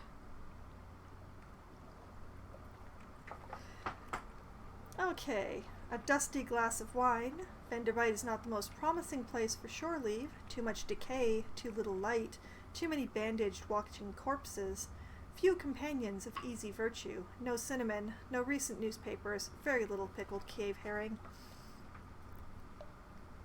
Explore Vanderbite. Here they favor candlelight over gaslight. The shadows are swagged like cobwebs. The tomb colonists stand still long enough to be mistaken for sculpture until they laugh or cough. One building in 3 seems abandoned. Visit the first curator. Z captains, the first curator gives audience. The first curator is responsible for the preservation of the tomb colonies. It has been here much longer than London, like all of the oldest tomb colonists, but even tomb colonists dissolve in the end. Its time is close. Gather gossip, who's plotting what out in the tomb colonies. Or the last tour operator. "Ho, Captain! I have 12 sad and bandaged souls here. They're choosing their final fate. Will you take them on one last diversionary tour? It may be a longish trip. Make sure you have enough supplies." This will replace 12 supplies with 12 tomb colonists, who you'll need to take to 3 destinations in the Untersee. Mouse over your objective tomb colonist quality to learn the destination for each visit. Oh boy, I don't know that I have no, that's not happening anytime soon. Oh boy, oh, I'm so sorry, Loppy. Oh, my sympathies. I've had days when that's definitely a thing that happens to me. The worse my headache is, the more that is likely to happen to me, in fact.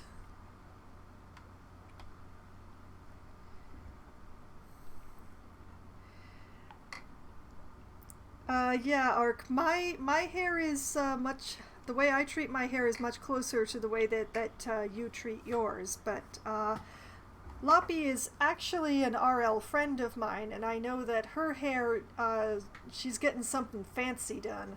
So yeah, she's gonna need an actual professional's help with that one.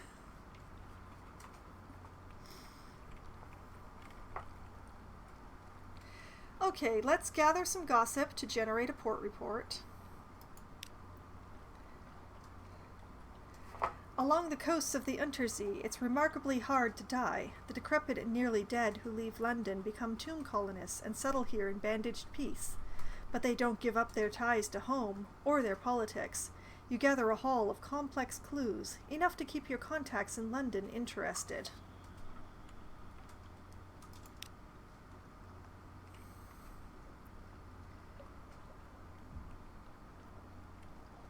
Oh, your sisters must be having highlights done, or possibly even extensions if it's an all-day thing. It's very time-consuming.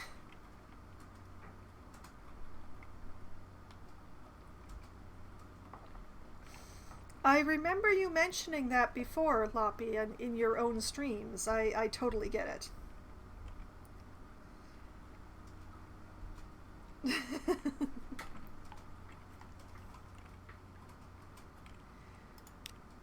Okay, so let's go visit the first curator.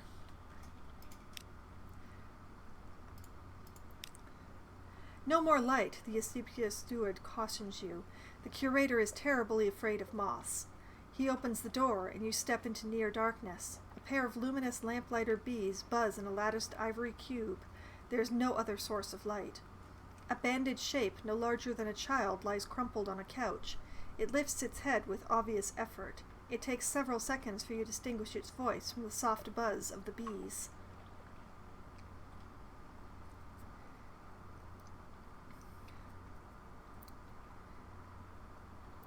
Yes, I am much closer to treating my hair the way that a hippie would. About once a year, I soak it down so that it actually lies flat and have my partner cut it off in a straight line, and that's about what I do for my hair.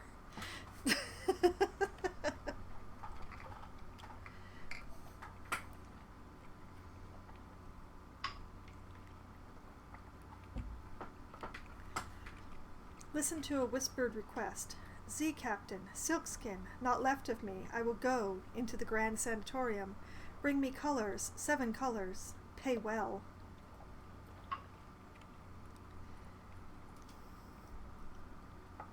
Ask about the Grand Sanatorium. One hears the name whispered here and there in the arcades of Enderbite. Accept the commission. Thank you. This poor flesh thirsts for colors. Or depart. Not gonna just depart. Let's ask about the Grand Sanatorium. Along though chuckling. Oh, Silkskin, you don't want to know. The chuckling becomes a cough. We don't die here below. Not unless we go to Z. So we needed something else. Somewhere to end.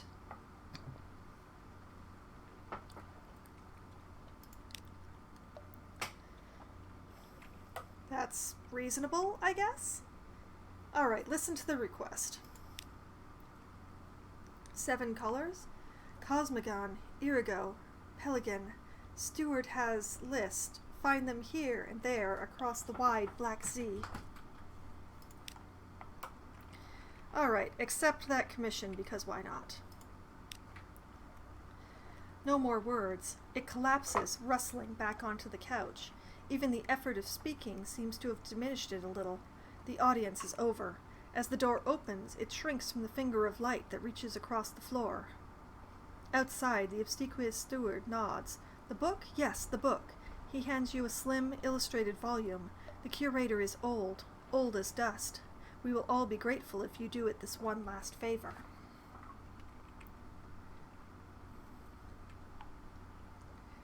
Alright, we have the pages.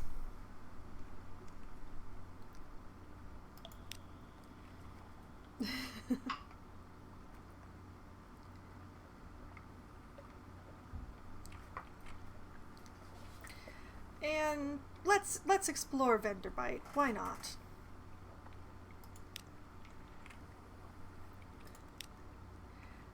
Carmine Chapel. A little chapel stands alone. You poke your head through the door. The walls are a deep red, just this side of scarlet. A ruby-tinted window at the back glows with steady light. An electric lamp behind the glass? Rare and expensive, but this is no gaslight. No one is here, and yet you have the sensation that only a moment ago someone must have been. It is, Loppy. I can search the place. What can you find for a chancy challenge with a 56% chance of success? I can leave. This shade of red would be unsettling enough in a dowager's parlor, daubed on the walls of an empty place of worship. Nothing cheerful will happen here. I think you're missing an N, Loppy. Demiser, yes, I did. This is a new life. Life number 3. I let my terror reach 100 and my crew mutinied and tossed me overboard.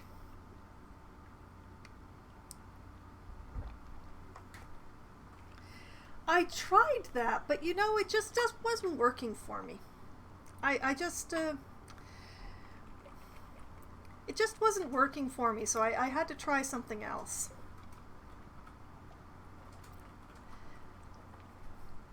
Make an offering, drop a coin into the empty offering box and pray to the power of this place, whoever it might be.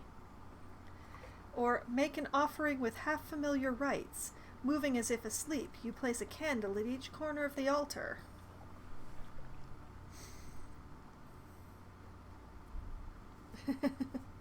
I did not even find a single color, Demiser.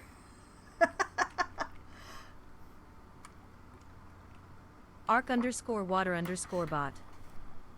Don't die or do it is your choice. Exactly. You know what? Let's make an offering. We can spare the echo. I'm not so sure about that 56% chance. Yeah, let's make an offering. An uncertain outcome. Prayer soothes the soul, they say. Your soul is not soothed. You wait, head bent, while the light in the chapel beats on, shadowless and unmoved. Nothing changes. The red of the place gets into your vision. The faces of your crew seem flushed, as if fevered. You hear your own breathing echo raggedly. No one is sitting in the pew behind you. It doesn't stop you looking. The scene will stay with you. Perhaps you can write of it when you return to London. I've gained 5 terror. I've gained 1 tale of terror, so now I have 2, and I lost a coin.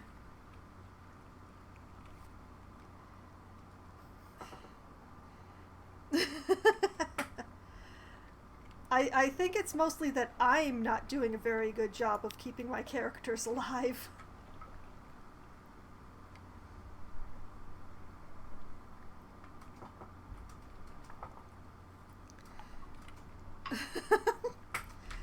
I don't need a Care Bear. I need a color kid. I need Rainbow Bright.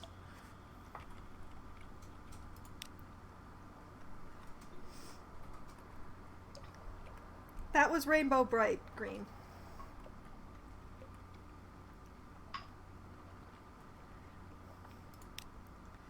Okay. So I was trying to find the Corsairs Forest and I ended up in Venderbite instead, because that's just the kind of captain I am.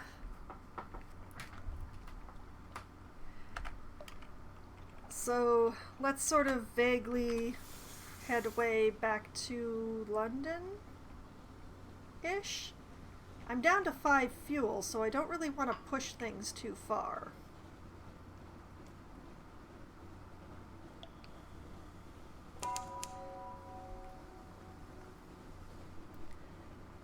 I've gained a secret. I could speak to my officer to improve my abilities, but the problem is the one officer that I have, although having a gunner is nice, gives me iron, which, I'm trying to not attack too much stuff. She said as a crab attacked her. Leave me alone!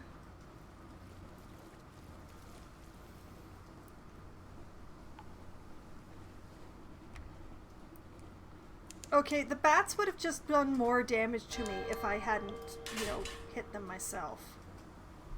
A Zailor is praying. What is that ship doing there? That was very strange. It was just sort of drifting.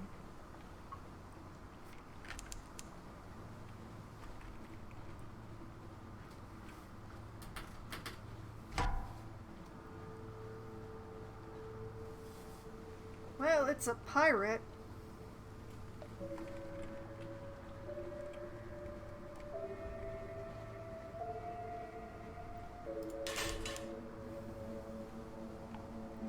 There's Hunter's Keep. So if we just turn here...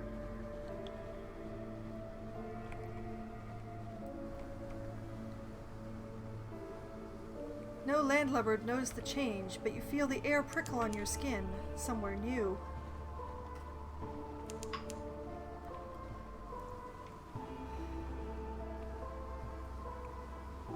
We've reached home waters.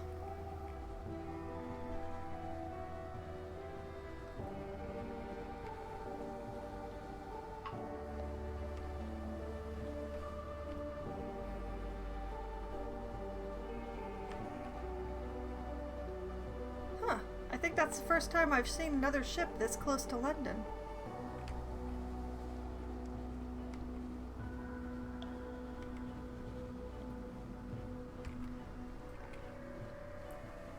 Alright, back into London waters here.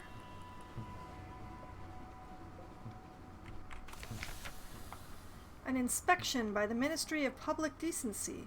Some things are too illegal for the Customs Service to admit the existence of. The Ministry is here looking for those.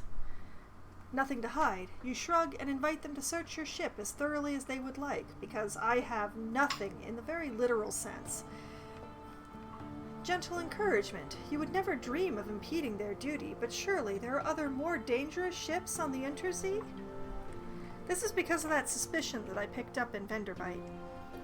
Nope, go ahead. Search the ship. Have fun.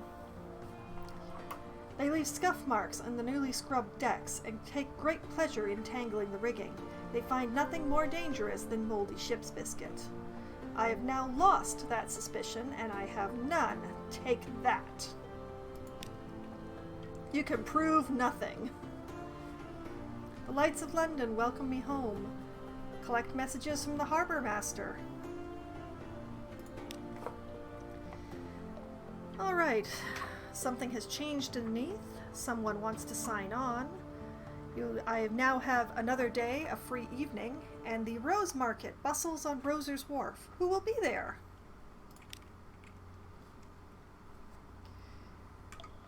Well, that didn't get a lot done besides hull damage, but...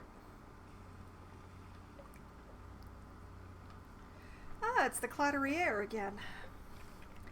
Alright, London. She's the greatest city on the Untersea. Time to go to the Admiralty. Actually, no. Let's go to the university first. The university has an inexhaustible appetite for secrets. Oh yes, the university's maritime liaison whispers breathily. Oh yes, this is quite a tasty one. Let me explain it to you. They explain, teeth glinting. Alright, I've gained a pages, I've lost a secret, but I have favor from the antiquarian. The alarming scholar is mercurial to say the least, a creature of sudden moves and provoking teeth. Possibly their appointment as university maritime liaison was precautionary to keep their razor-sharp enthusiasm from causing too many injuries in the faculty. Ah, yes, the scholar whispers breathily. I have budget for acquisitions. What have you brought me? If you have any knowledge items that the scholar will buy, they'll appear below. And currently, we only have a memory of distant shores, but let's sell that anyway. Wells of emotion.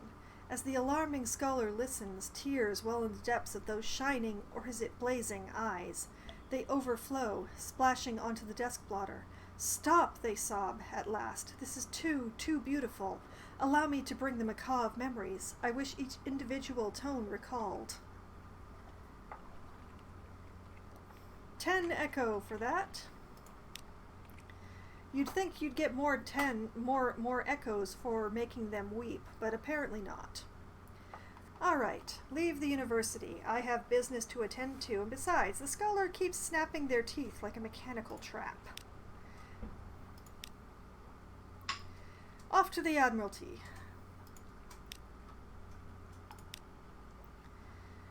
We'll hand in our reports. Hunter's Keep. I trust the sisters are keeping well. They are citizens of her enduring majesty, notionally. Alright, lost the port report. 5 echo, 1 favor. And my visit to Hunter's Keep has been confirmed, and I gained a fuel. Haha.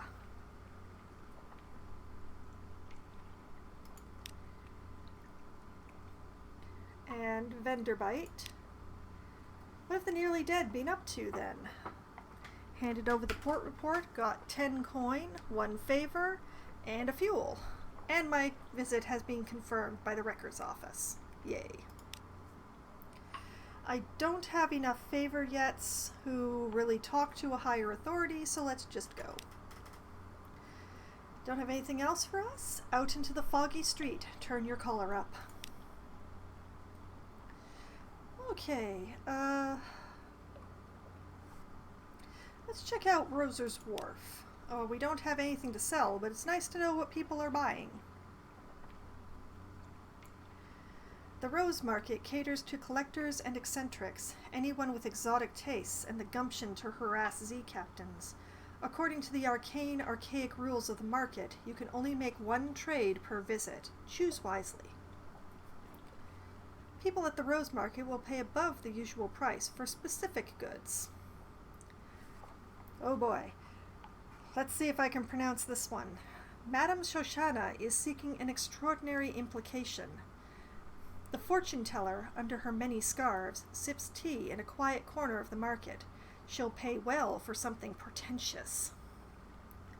A prim baronet is looking for an unread log. He brushes black rose petals from his shoes. The wharf is strewn with them whenever the rose market congregates. Or I can reset the whole market by using up one of my another days, which I'm not going to do. I've not seen an unread log, but extraordinary implications come across every now and then. Alright, and let's get involved with our shady underworld person. A little gift, a very fine evening to you, Captain. My, what you might call mentor, is very fond of adventurous Z-captains, and he would like to offer you what you might call a dispensation, on account of he is so fond of Z-captains. Behind the blind bruiser on the dock stands a dray piled high with fuel and supplies. Accept the dispensation. Do make sure you have 15 points of space in the hold, or come back later. It would be embarrassing to have to leave it on the dock. Inquire further, who is this patron? Is there a catch? Or refuse, is this too good to be true? You know, inquire further. Perhaps my different past from previous lives will give me a different answer to this. Who is this patron? An airy wave. He runs a very fine and very liberal establishment just across the river, what is much patronized by sailors and by men of wit and vinegar. A public house, and there is no obligation to speak of. My patron would hope only that you might remember him kindly, and I suppose that if the opportunity should arise for you to return his kindness, then I do not imagine he would refuse your offer. It wasn't a different answer, but there's still a remarkable amount of subtlety in that.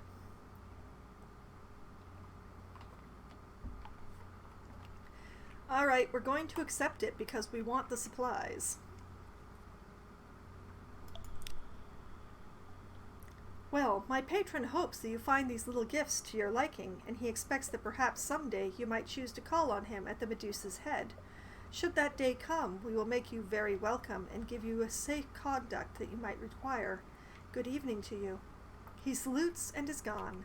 I've gained 10 fuel, 5 supplies, I've accepted the proposal, and I'm suspicious once again. Sigh.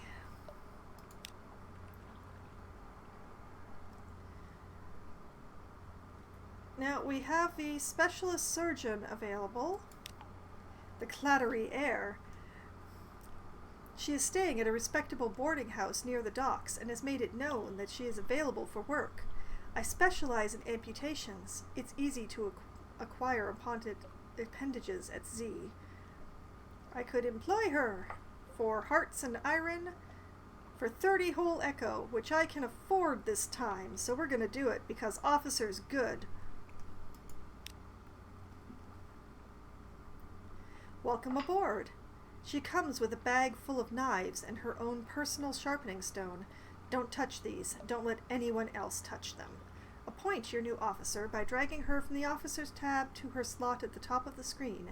Do this in port, not at sea, or you may unsettle your crew. Alright, I'm actually going to do that the sideways way. We're going to assign her to her slot. There we go. And then we'll talk to her.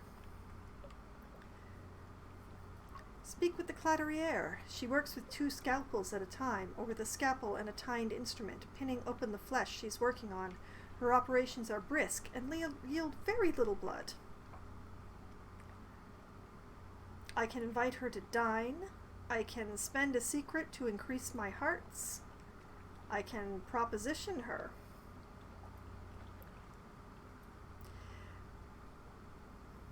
Decisions. Let's invite her to dine. Precise bite sizes. The cooked flesh arrives still in its shell. From the claws, 8 legs, body, and head, she renders a dozen neat, bite-sized piles of shredded flesh, sutured with mushroom or pinned together with a needle of chiton. Perhaps she's mislaid a calling as a chef? She denies it. My mother was the child of a surgeon in the first city. You might say that knife work runs in the family. There is a wicked, quirking smile at the corner of her mouth. Then there are the rumors about my father. She would deny there's any truth in those. Lost one supply, but I have learned about the clattery air. I've been alerted to rumors about her parentage.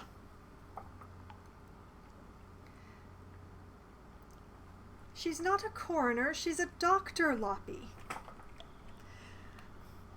This is definitely cute, crew good looking so far, though.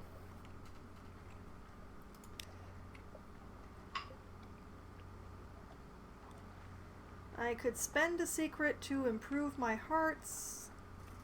I could proposition her.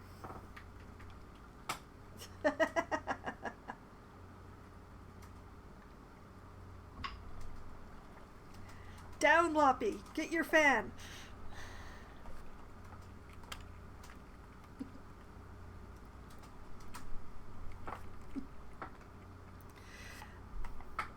Or let's encourage you by propositioning her.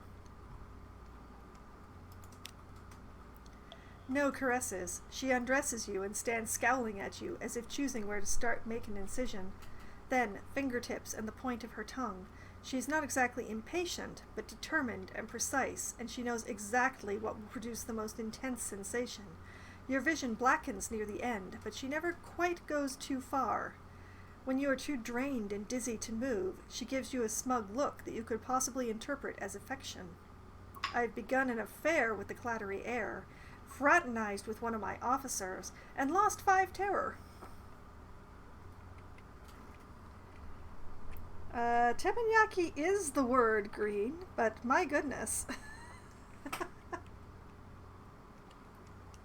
It's a very weird erotic novel, but it also deserves one of these. Here we go.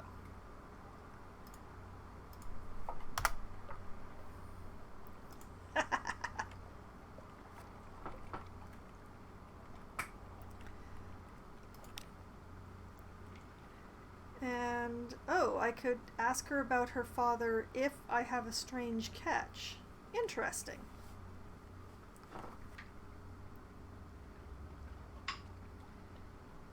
Too many emotes there, Ark.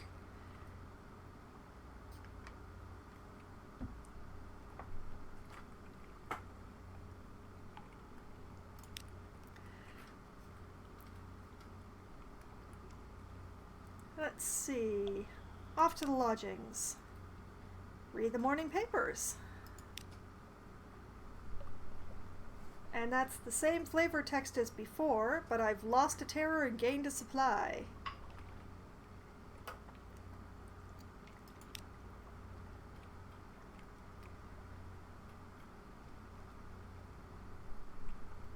And let's see here.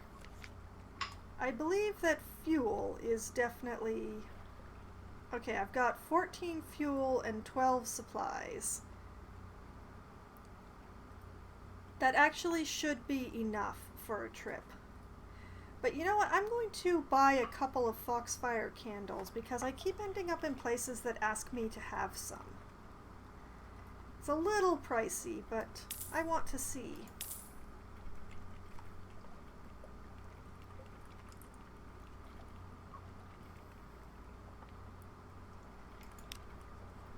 Okay. Let us head out again to see if I can't find the Corsairs Forest this time.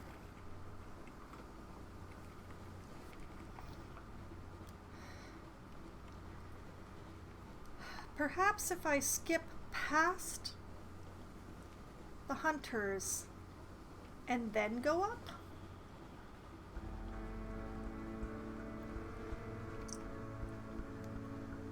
Like if we go by the supply ship that is suspiciously close to London.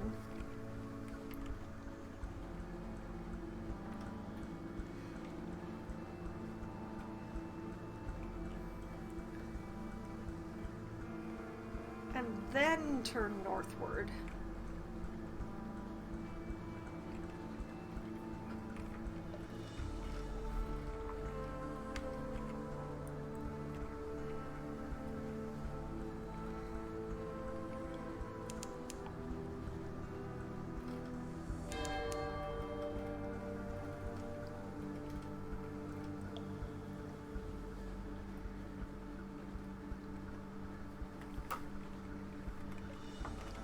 You know, Demiser, I don't think I've actually ever discovered the Avid Horizon.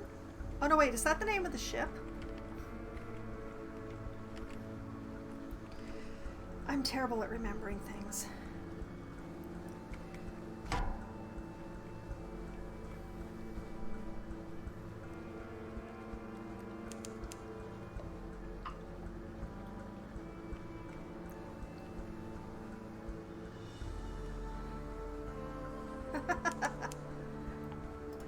I'm already damaged. I would still prefer to avoid combat.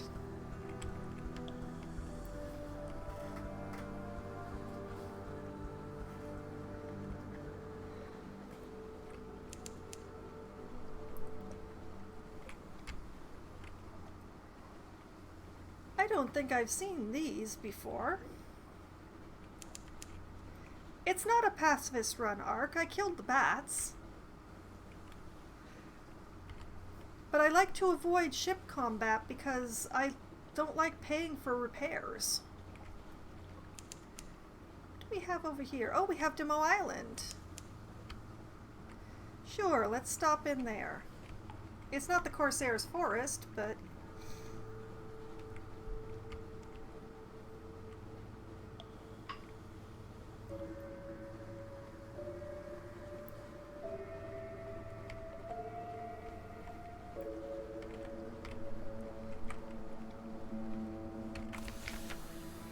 Okay, the Iron and Misery Company funding station. I&M has a fungal operation here, felling giant bulbous shrooms for building materials, harvesting Kira leaf for its medicinal properties. It's a desperate little outpost of something like civilization. Puff's affable factor. Oh, hello, Captain. Thank God for visitors. We'd go quite mad out here otherwise. Quite mad. How can we be of assistance? Exactly. I am trying to do, what is the right word? Scrooge run? I'm trying to do a Scrooge run. Okay, this is a new place that needs to be explored. So, even though it's a little bit early, what I'm going to do is I'm going to take a break here.